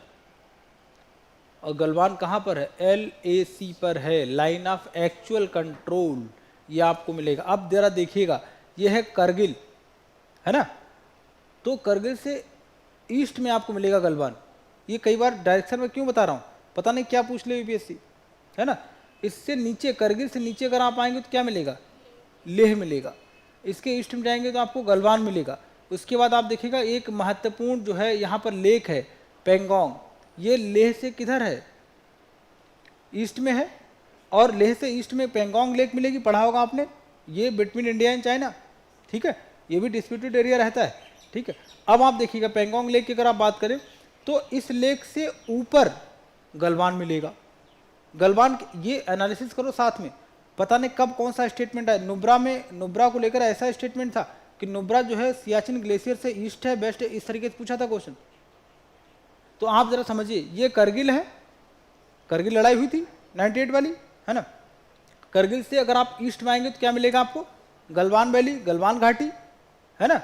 और आप ऐसे देखिएगा, इससे जब नीचे उतरेंगे, मतलब गलवान से साउथ में अगर आप जाएंगे तो आपको एक लेक मिलेगी पेंगोंग। और गलवान से ही साउथ में क्या है, लेह, या हम कह सकते हैं लेह से ईस्ट में थोड़ा सा जाएंगे तो आपको मिलेगा पेंगोंग लेक मिलेगा। बात क्लियर है, देख लीजिए क्या क्या है, डायग्राम चाहे बना लीजिएगा सरफ सा, कारगिल से ईस्ट में, ये सब लिख लिया करो।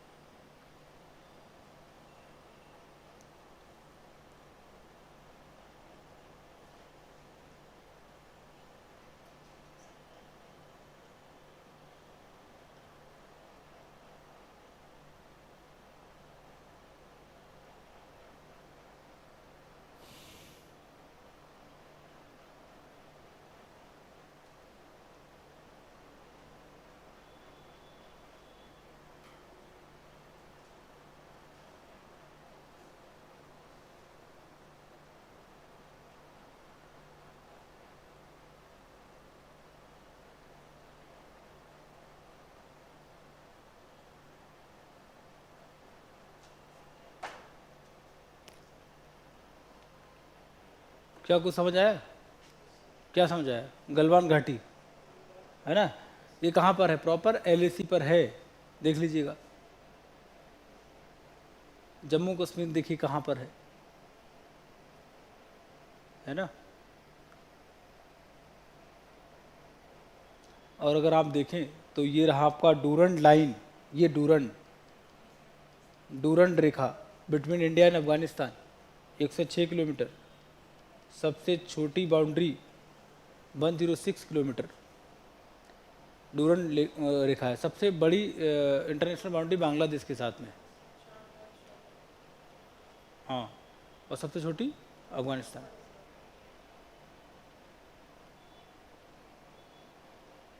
सेकंड नंबर पे छोटी भूटान की, उससे नंबर 3 पे म्यांमार, है ना। खैर, कुछ समझ आ रहा है क्या चल रहा? गलवान देख लीजिए, कारगिल हो गया, लेह हो गया, ठीक है। और पेंगोंग लेक अगर आप देखेंगे, ये देखिए किस टाइप की लेक है ना, बहुत पतली सी स्ट्रिप टाइप है ना। तो ये है जम्मू कश्मीर, है ना। ये सब चीज़ें देख लीजिए, आगे देखिएगा। उसके बाद आपको डोकलाम प्लेटू का नाम आपने सुना होगा, न्यूज में रहता है ना।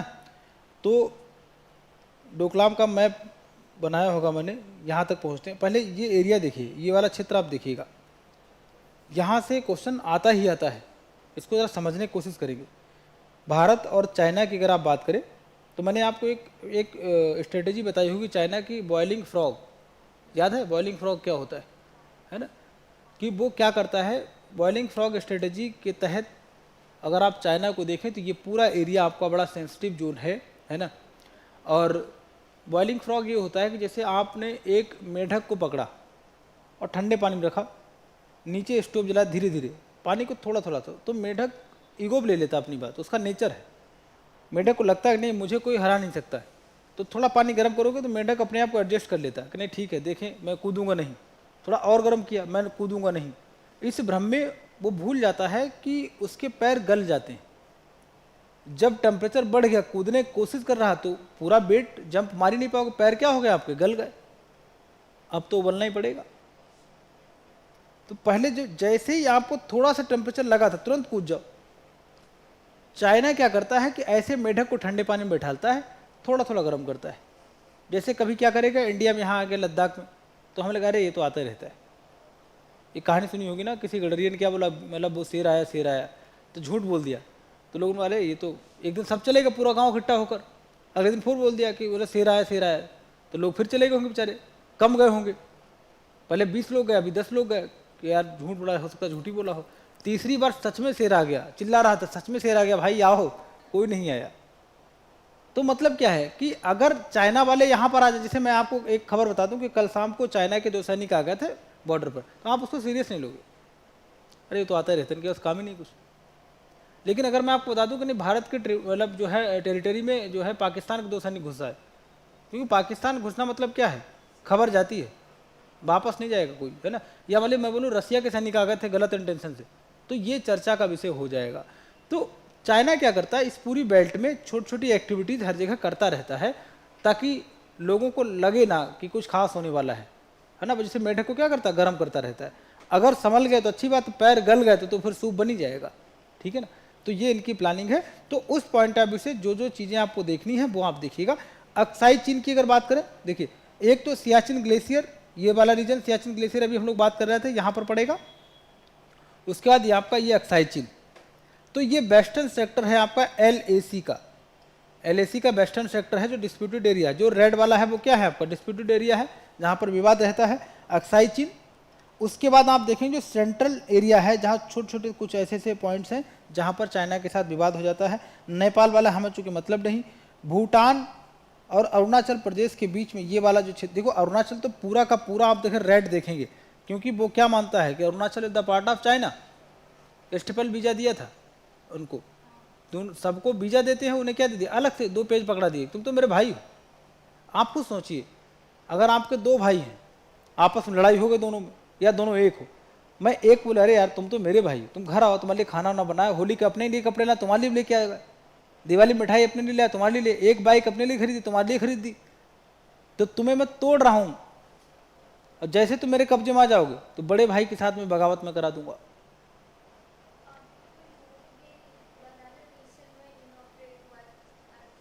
क्या हुआ बेटा?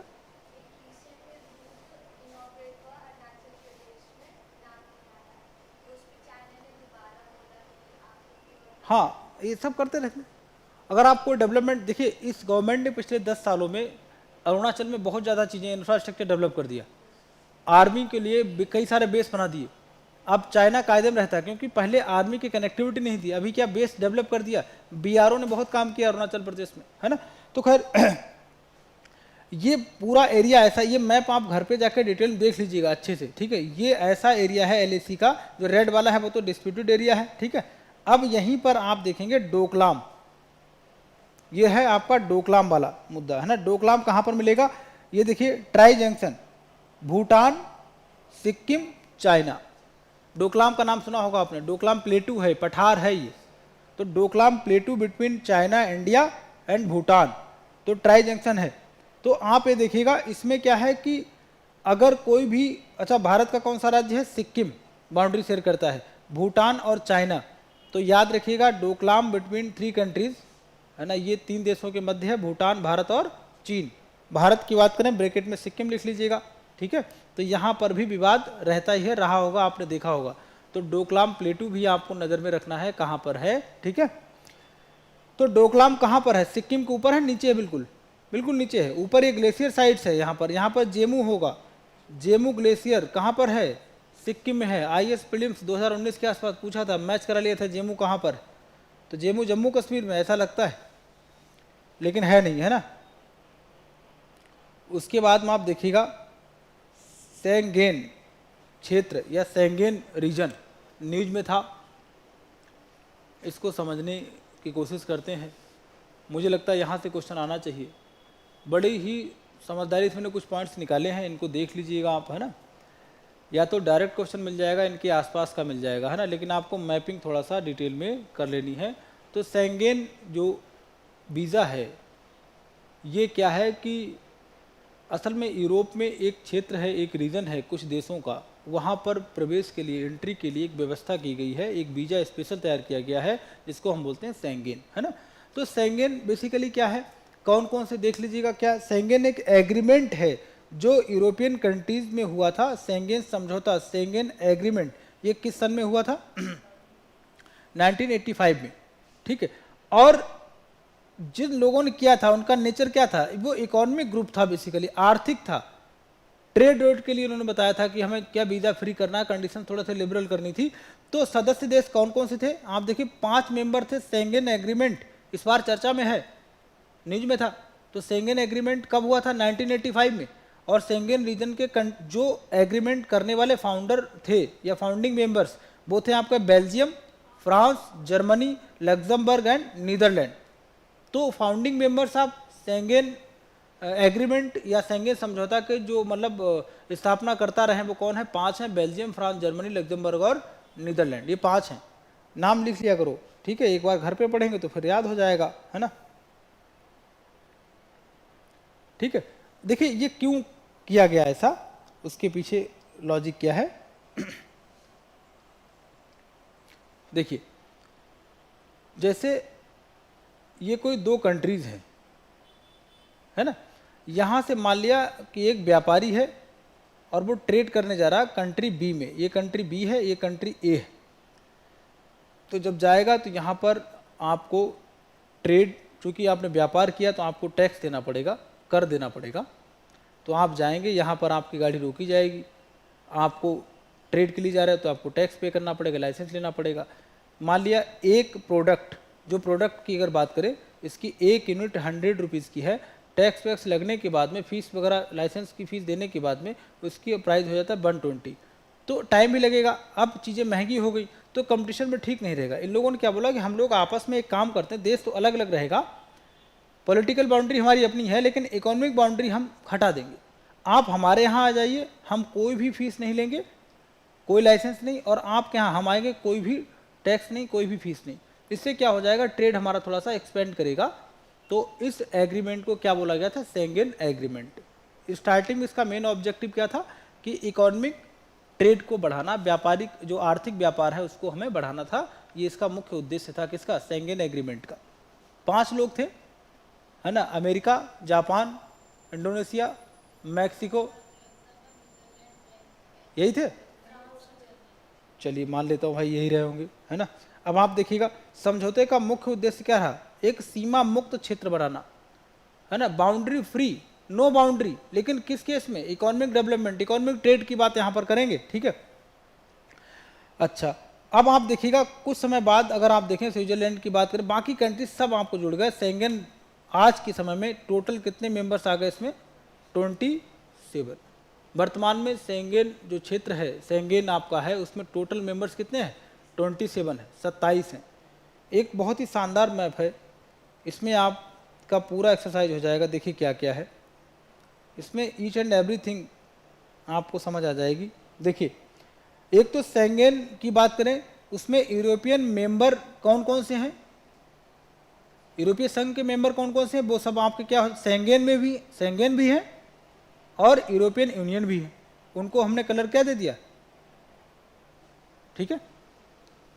आजकल कलर की लड़ाई भी है पॉलिटिक्स, भारत में कौन सा रंग ओढ़े जा रहे हो, है ना, ये लाल रंग, ये नीला रंग, ये पीला रंग, हर रंग लोगों ने चुन लिया है। रंग भी सोच रहे होंगे किन के हाथों पड़ गया मैं, है ना, इनका बशरे सब्जियां भी अपनी अपनी खाएं, है ना। तो खैर देखिए यहाँ हालांकि रंग का कोई चक्कर नहीं है, ये सारे वो देश है जो यूरोपियन यूनियन, यहाँ से क्वेश्चन बन सकता है, बात समझिए, ये वो मेंबर्स हैं जो शेंगेन भी हैं और यूरोपीय संघ के सदस्य भी हैं। तो ये बड़ी महत्वपूर्ण बात हो जाएगी समझने के लिए, ठीक है। अरे बात समझ आ रही है कुछ नहीं। तो पहला केस क्या है, पहले में क्या हो जाएगा, ऐसे सदस्य जो शेंगेन और यूरोपियन यूनियन दोनों के मेंबर्स हैं। तो दो चार नाम देखिए, Sweden is the part of Schengen, correct है, और फिनलैंड भी किसका पार्ट है। लेकिन नॉर्वे की अगर बात करें तो आप देखिएगा ये कैसा है, ये आपका नॉन ईयू शेंगेन मेंबर्स, मतलब यूरोपियन यूनियन का पार्ट नहीं है, लेकिन क्या है, शेंगेन का पार्ट है।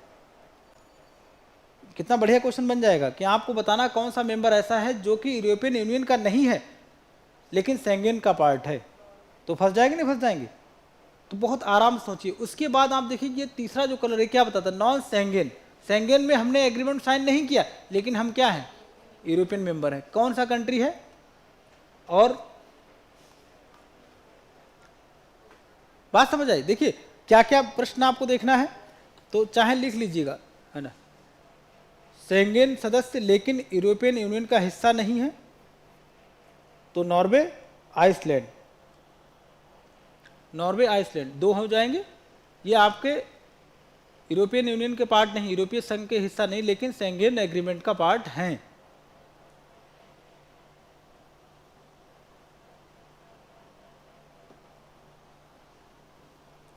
उसके बाद लिखिएगा नॉन शेंगेन, शेंगेन का हिस्सा नहीं लेकिन यूरोपियन यूनियन का हिस्सा है, रोमानिया, बुल्गारिया, शायद मैंने नीचे लिखा भी होगा कहीं, अच्छा नहीं, चलिए कोई नहीं। घर पे जाने मतलब जाना है आपको, और शेंगेन के बारे में मतलब दो चार चीज़ें मैंने ये तो बहुत सारे हैं, अपना पढ़ लीजिएगा, यूरोपियन यूनियन, है ना। तो आप एक काम करेंगे, होमवर्क कर लेंगे, यूरोपियन यूनियन, होमवर्क लिखिए यूरोपीय संघ, यूरोपियन यूनियन, ठीक है। चलिए उसके बाद आप देखिएगा ये अफ्रीका वाला जो मैप है, इसमें बहुत सारी चीज़ें इस बार हुई हैं, तो इसमें क्या क्या देखना है आपको वो ज़रा देखिएगा, है ना। नंबर 1, जब आप घर पे जाएंगे और मैप ओपन करेंगे तो रेड सी वाला जो न्यूज में था, हम लोग बात कर रहे थे, तो हो सकता पूछ लिया जाए कि रेड सी के साथ अफ्रीकन कंट्रीज कौन कौन से हैं जो बाउंड्री शेयर करते हैं। आई होप कि कर लेंगे, एक मैप था बड़ा क्लियर सा, अभी हम लोग आज डिस्कस कर रहे थे। सेकेंड पार्ट ये है कि हॉर्न ऑफ अफ्रीका का मेंबर कौन कौन है, या ये आपका सोमालिया का पेनिनसुला है, पेनिनसुला ऑफ सोमालिया इसको बोलते हैं, और दुनिया का चौथा बड़ा सबसे बड़ा पेनिनसुला है, ये बात आपको पता होगी, ठीक है। उसके बाद जब आप नीचे आएंगे तो यहाँ पर आपको पता होगा एक सुपर हाईवे मिला था, कोरल का सुपर हाईवे, मैंने बताया होगा ना, उसका कॉन्सेप्ट बताया होगा क्या क्या था, ठीक है। उसके बाद ये रहा, दिस इज योर मेडागास्कर, यहाँ पर एक जलधारा बहती है, इसको क्या बोलते हैं, अगलुहास, गर्म है, और यहाँ बेंगुला कोल्ड करंट, है ना, ये ठंडी जलधारा है। तो पूरा मैप आपको देख लेना है ढंग से डिटेल में, ठीक है।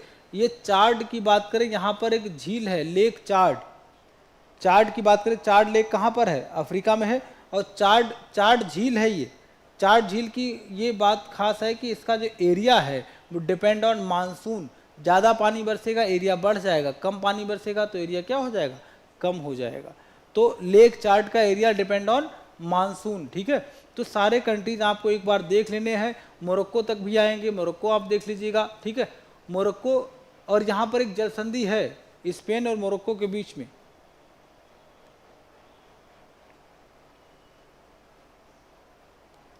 थोड़ा मुश्किल है।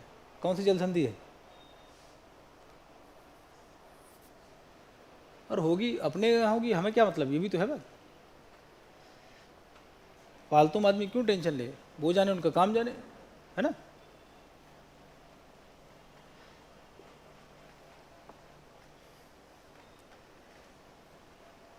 कौन बताएगा? जिब्राल्टर, जिब्राल्टर जल संधि बिटवीन मोरक्को एंड स्पेन। और अगर आपको भूमध्य सागर में जाना है तो जिब्राल्टर से ही जाएंगे, यूरोप में जाना है तो जिब्राल्टर से ही तो एंट्री करेंगे। इसलिए Gibraltar is the key of Europe, Europe की कुंजी बोलते हैं किसको, जिब्राल्टर जल संधि। मोरक्को में ही एक आपको माउंटेन मिलेगा एटलस, पढ़ा होगा आपने।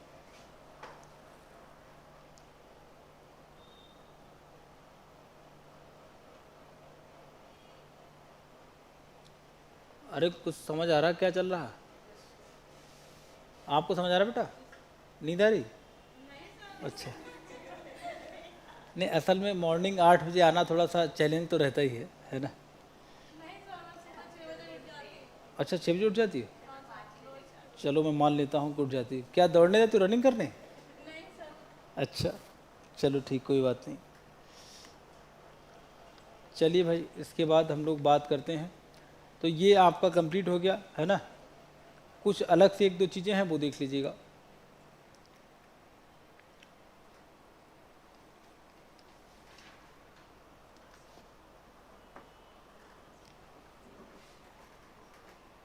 भारत में वाइल्ड डॉग, जंगली कुत्ता अभी देखने को मिला है कर्नाटक में, लिख लीजिएगा वाइल्ड डॉग जंगली कुत्ता कहाँ मिला है, कर्नाटक में। ये शिकारी टाइप होते हैं एक्चुअल में। कर्नाटक में इनका मिलना बड़ा मुश्किल है, गर्मी वाला क्षेत्र, फिर भी इसको देखा गया। इसको बोलते हैं ढोल, लोकल नाम इसका क्या है, लोकल नेम इसका है ढोल, ठीक है। इसको क्या बोलते हैं, ढोल बोलते हैं, ठीक है। तो ये कर्नाटक में भी मिला है, भेड़िए जैसा लगता है ना। भारत, नेपाल, भूटान, थाईलैंड इसका जो हैबिटेट है, जो आवास है। तो वाइल्ड डॉग जो एशिया वाले हैं, बेसिकली ये क्या है, एशिया वाला है।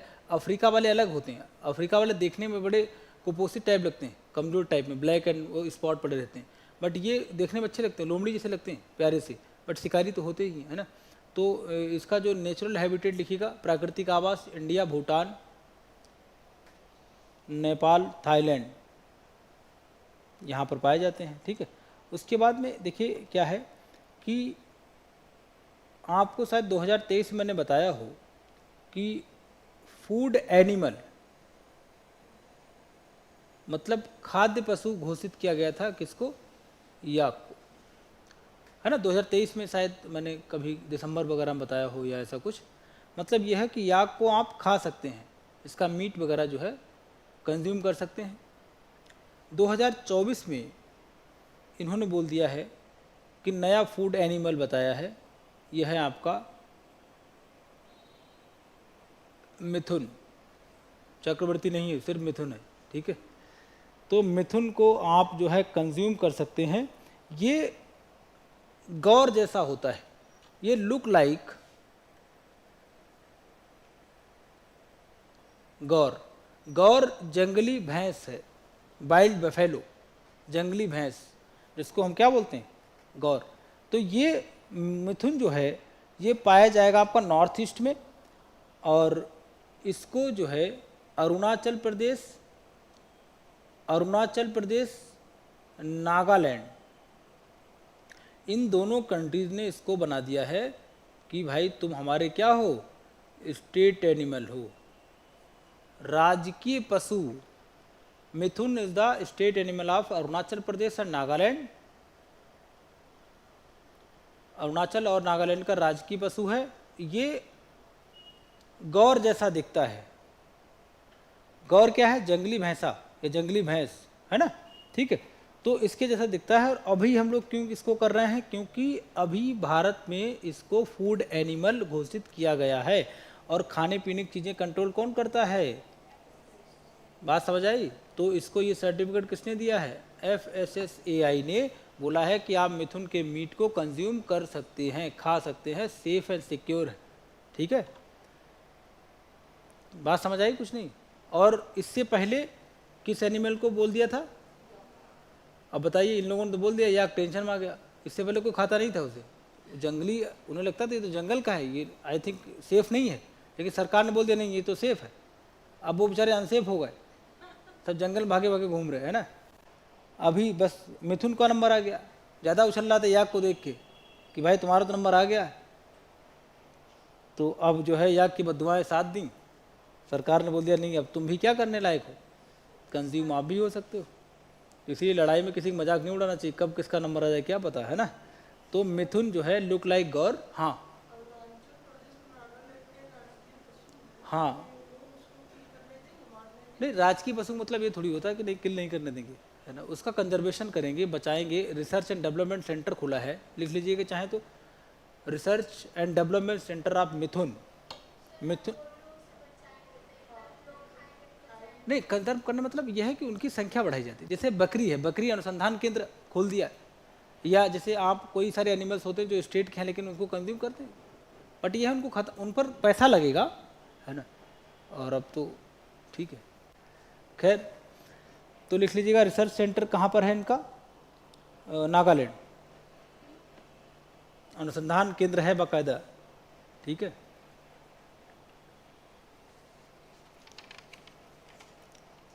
इसके बाद लिखिएगा मैंग्रोव पिट्टा। मैंग्रोव पिट्टा,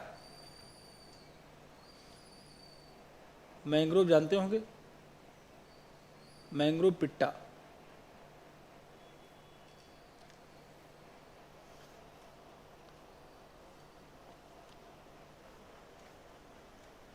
ठीक है।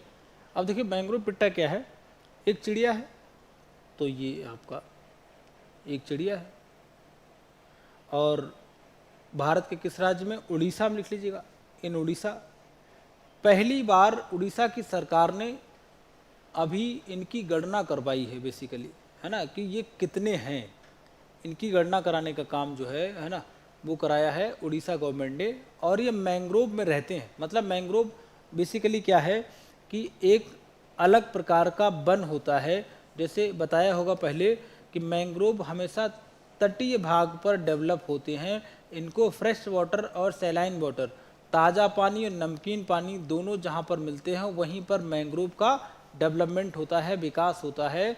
तो मैंग्रोव उड़ीसा में भी मैंग्रोव पाया जाएगा, है ना। तो यहाँ पर उड़ीसा की जो मैंग्रोव साइड है यहाँ पर आपको मिलेगा मैंग्रोव पिट्टा। ये क्या है? एक पक्षी है। चर्चा में इसलिए है क्योंकि उड़ीसा ने पहली बार इसकी गणना करवाई कि कितने मैंग्रोव पिट्टा हैं। टोटल संख्या निकली 179। बहुत ही खूबसूरत पक्षी होता है मैंग्रोव पिट्टा, छोटा सा होता है, कलर्ड होता है ना।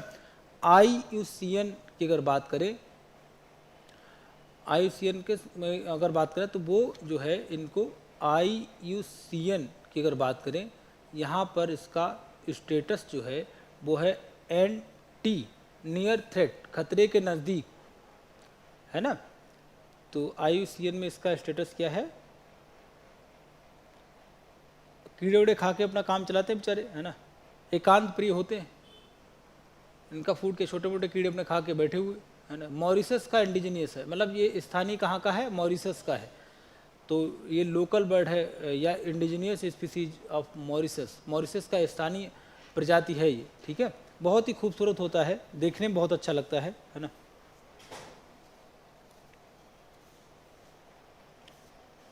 उसके बाद में एक इस बार डांसिंग फ्रॉग पाया गया है। डांसिंग फ्रॉग, डांसिंग फ्रॉग है ना, डांसिंग फ्रॉग मिला है आपको वेस्टर्न घाट में, वेस्टर्न घाट। हाँ, डांसिंग क्या, ये खुरापाती टाइप होता है ना, अभी मैं बता दूंगा। ये मिला है वेस्टर्न घाट में नीलगिरी। डांसिंग फ्रॉग जो ना अपने पैर, पीछे वाला पैर जैसे बैठेगा ना तो कभी पीछे वाला पैर ऊपर उठा देगा, और ऐसे उठाएगा नहीं, इसको थोड़ा सा ऐसे हिलाएगा, फिर इसको नीचे कर लेगा, फिर ये वाला हिलाएगा, फिर लेट जाएगा, फिर आगे वाले पैर हिलाएगा। तो 24 घंटे कुछ न कुछ करता रहता है। आप देखिए डांसिंग फ्रॉग मैं आपको दिखाता हूँ, है ना, डांसिंग फ्रॉग है ना, अभी मैं दिखाता हूँ आपको। ये कहाँ खोजा गया है? नीलगिरी में। देखिए है ना, कहीं चैन से बैठेगा ही नहीं। देखो ये पैर उठा रहा, ये पीछे पैर उठा रहा, हमेशा डांस करता रहेगा। तो ये अच्छी स्किल्स हैं इसके पास, है ना। तो डांसिंग फ्रॉग कहाँ मिला है आपको? नीलगिरी वेस्टर्न घाट में, ठीक है। और आगे लिखेंगे, है ना, अगला एक स्पीसीज दिखेगा म्यूजिक फ्रॉग, संगीत वाला मेढक। आजकल मेढक भी म्यूजिक का लाभ उठा रहे हैं ना। म्यूजिक फ्रॉग, इसको खोजा गया है। म्यूजिक फ्रॉग अगर आप देखेंगे अरुणाचल प्रदेश। ये गुलाम अली की गज़लें सुनता है? ऐसा कुछ नहीं है, ये म्यूजिक निकालता है बेसिकली, है ना, इसके आवाज़ निकालते हैं, वो सुनने में अच्छी लगती है, ठीक। उसके बाद में म्यूजिक फ्रॉग कहाँ पाया जाएगा? ठीक। और डांसिंग वाला इधर, दोनों एक मिल जाए तब ये जीना हराम कर देंगे लोगों का, भाई एक डांस एक म्यूजिक, है ना। आगे देखिएगा, उसके बाद में म्यूजिक फ्रॉग हो गया। उसके बाद में आप लिखिएगा बादिस, बादिस लिम्मा, बादिस लिम्मा कुमी, बादिस लिम्मा कुमी।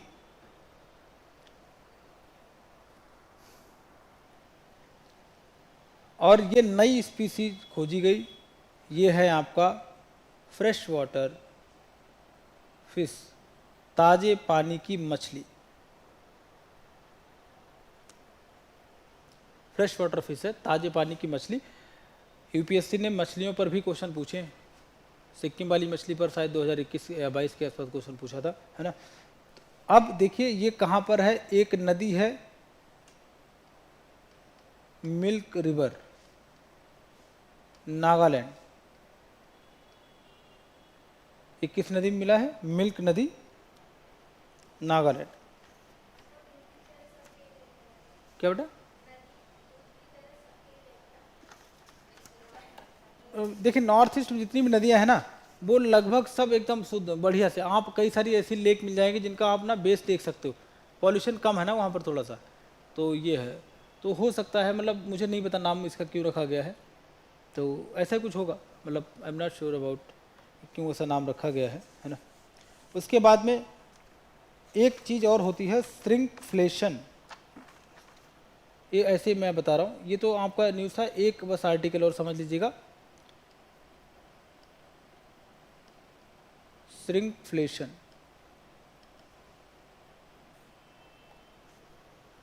ये एक टूल है, और महंगाई, आपको पता है इन्फ्लेशन को बोलते हैं, तो श्रिंकफ्लेशन क्या है वो आप समझ लीजिएगा, क्योंकि अभी न्यूज़ में है, मतलब कंज्यूमर प्राइस इंडेक्स में इसका डिस्कशन हुआ था। तो श्रिंकफ्लेशन क्या होता है? देखिए, जैसे मान लिया कि मैंने एक कोई आइटम है, कोई वस्तु है, और इसका वेट है 100 ग्राम, और इसका प्राइस रखा मैंने 5 रुपये, 5 रुपीज़।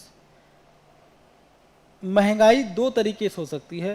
हो सकता है इसी वस्तु का दाम, प्राइस मतलब 100 ग्राम, और इसका प्राइस हो गया 7 रुपये, तो आप बोलेंगे महंगाई आ गई, चीज़ क्या हो गई? महंगी हो गई, है ना। एक तरीका ये हो सकता है कि इसको मैंने कर दिया 80 ग्राम, 80 ग्राम, दाम रखा सिर्फ 5 रुपये। अगर हम क्वांटिटी कम कर दें, प्राइस में चेंज ना करें, तो ये कहलाता है श्रिंकफ्लेशन, महंगाई का नया तरीका। मतलब मात्रा कम कर दें, दाम में कोई परिवर्तन ना करें, तो ये महंगाई कहलाएगी श्रिंकफ्लेशन। मात्रा को कम कर दिया जाता है। उदाहरण पार्ले जी बिस्किट। पार्ले जी बिस्किट क्या है, उसका दाम उतना ही है, लेकिन पहले बड़ा पैकेट था, पैकेट छोटा कर दिया। उससे बेनिफिट क्या है, डिमांड साइकिल आपका उतना इफेक्ट नहीं करता है कि भाई हमारी जो परचेजिंग पावर है वो 5 रुपए की है, बिस्किट 2 कम खा लेंगे चलेगा, लेकिन हम 10 वाला पैकेट नहीं खरीद पाएंगे। तो श्रिंकफ्लेशन से क्या करते हैं लोग, अपने जो क्लाइंट्स हैं उनको टारगेट करने का काम करते हैं। ठीक है, तो श्रिंकफ्लेशन का सबसे अच्छा एग्जाम्पल क्या हो जाएगा, पार्ले जी बिस्किट। क्या सही बात है, ऐसा है या नहीं है? आलू टिक्की छोटी कर दी, 10 की थी, उन्हें पता अगर मैं आलू टिक्की 15 या 20 की कर दी तो लोग कम खाएंगे, तो एक काम करो टिक्की छोटी कर दो और 10 में बेचो।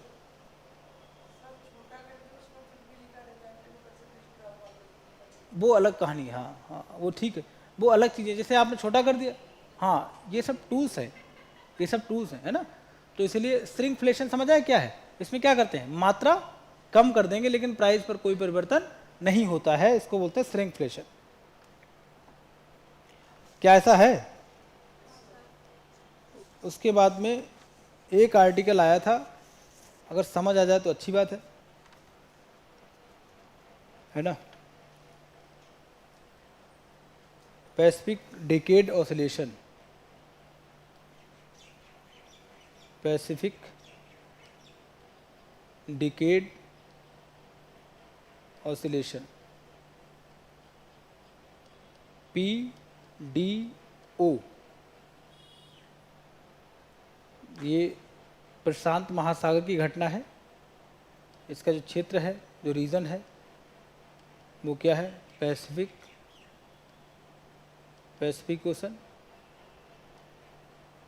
और ये नेचर, इसका प्रकृति क्या है, लॉन्ग टर्म है, लगभग 20 to 30 ईयर्स, 20 से 30 वर्षों में आपको दिखाई देता है। ठीक है, और ये PDO, ये 2 टाइप होता है, पॉजिटिव PDO और नेगेटिव PDO। ठीक है, इसको समझने के लिए आपको एक चीज़ पहले समझनी पड़ेगी, वहाँ से आप यहाँ तक आ जाएंगे, क्योंकि प्रोसेस मैकेनिज्म इज सेम। तो उसका नाम है इंडियन ओशन डाइपोल। अगर आपको ये बात समझ आ गई तो पूरा आर्टिकल आप समझ लेंगे। इंडियन ओशन डाइपोल 3 टाइप का होता है, आपको पता होगा। टाइप 1 पहला type, type 1, type 2 and type 3। तो टाइप 1 की अगर बात करें, इंडियन ओशन डाइपोल टाइप 1, ये आपका neutral Indian ocean dipole, positive Indian ocean dipole, negative Indian ocean dipole, ये सब हमने लिखा है इंडिया के संबंध में। इसको हम अगर डिवाइड करेंगे तो 3 पार्ट्स आर देयर, है ना। Type 1 neutral Indian ocean dipole, positive and negative, ये तीनों टाइप्स आपको देखने को मिलेंगे इंडियन ओशन डाइपोल के।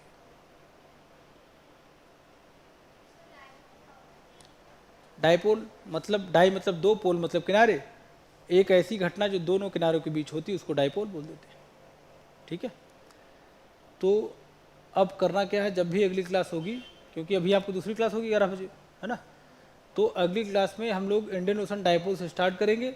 उसके बाद इंडियन ओशन डाइपोल करा होगा आपने, आता होगा, आइडिया है ना इंडियन ओशन डाइपोल क्या होता है।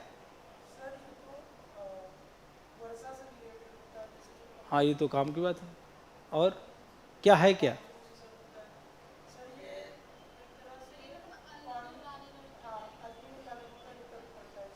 बस ठीक है, इससे ज़्यादा कुछ मत पढ़ना। अगली क्लास का इंतजार करना, जब भी मैं आऊँगा याद दिला देना, यहीं से स्टार्ट करना। ठीक, ये एलिनो वाला चक्कर नहीं, इसकी मैकेनिज्म बहुत अलग है। ये इंडियन ओशन डाइपोल में ही होता है, ईस्टर्न एंड वेस्टर्न साइड में ही होता है। कैसे होता है वो हमें समझेंगे। अगर ये समझ आ गया तो फिर आपको आगे समझ आ जाए। PDO क्या है, पैसिफिक डिकेड ऑसिलेशन। आइडिया है इसका? नहीं होगा क्यों, पहली बार तो चर्चा में आया, आइडिया ही नहीं होगा, क्यों तुक्का लगा रहे हो, है ना। बेटा इसमें क्या होगा, जैसे मान लिया अगर मैं कोई चीज़ मतलब सेल कर रहा हूँ, जैसे मान लिया अगर मैं चाय बेच रहा हूँ और चाय का दाम है 10 रुपये, और चीज़ें महंगी हो गई, मैं अगर 12 करूँगा तो हो सकता है आप चाय पीने ना आओ, अरे 12 चाय को छोड़ो, मैं क्या करूँ, चाय 10 की ही है, चाय थोड़ी सी क्या कर दी, कम कर दी। इन्फ्लेशन तो है ही, इन्फ्लेशन क्या होता है, अब 10 में चीज़ आपको कम मिल रही ना, इन्फ्लेशन क्या होता है, वस्तु के दाम बढ़ जाते, पैसे की कीमत कम हो जाती, परचेजिंग पावर कम हो जाएगी, पहले चाय इतनी मिलती थी अभी इतनी मिलेगी, बात समझ आई। इन्फ्लेशन तो वही है, लेकिन तरीका है मार्केट को कैटर करने का है कि भाई लोगों पर इसका प्रभाव ना पड़े मानसिक तौर पर, ठीक है ना, ये हो जाएगा। तो अगली क्लास में याद रहिएगा इंडियन ओशन डायपोल से स्टार्ट करेंगे, फिर हम लोग पीडीओ पर आएंगे और उसके बाद अगले आर्टिकल, ठीक है। ये आपको पीडीएफ मिल जाएगा मैप वाला, तो प्लीज़ टाइम निकाल के इसको देख लीजिएगा, ठीक है। हाँ, क्रिटिकली इंडेंजर्ड, अच्छा very good. Critically endangered species को पहचानने का तरीका क्या है, तरीका क्या है, देखिए अगर कोई भी स्पीसीज पिछले 10 वर्षों में, लास्ट देखो 2 तरीके से देख सकते हैं, पिछले 10 वर्षों में या फिर 3 वर्षों में, 3 वर्षों में 25% अगर कम हो गई हो तो हम क्या बोलेंगे, वो क्रिटिकली इंडेंजर्ड है।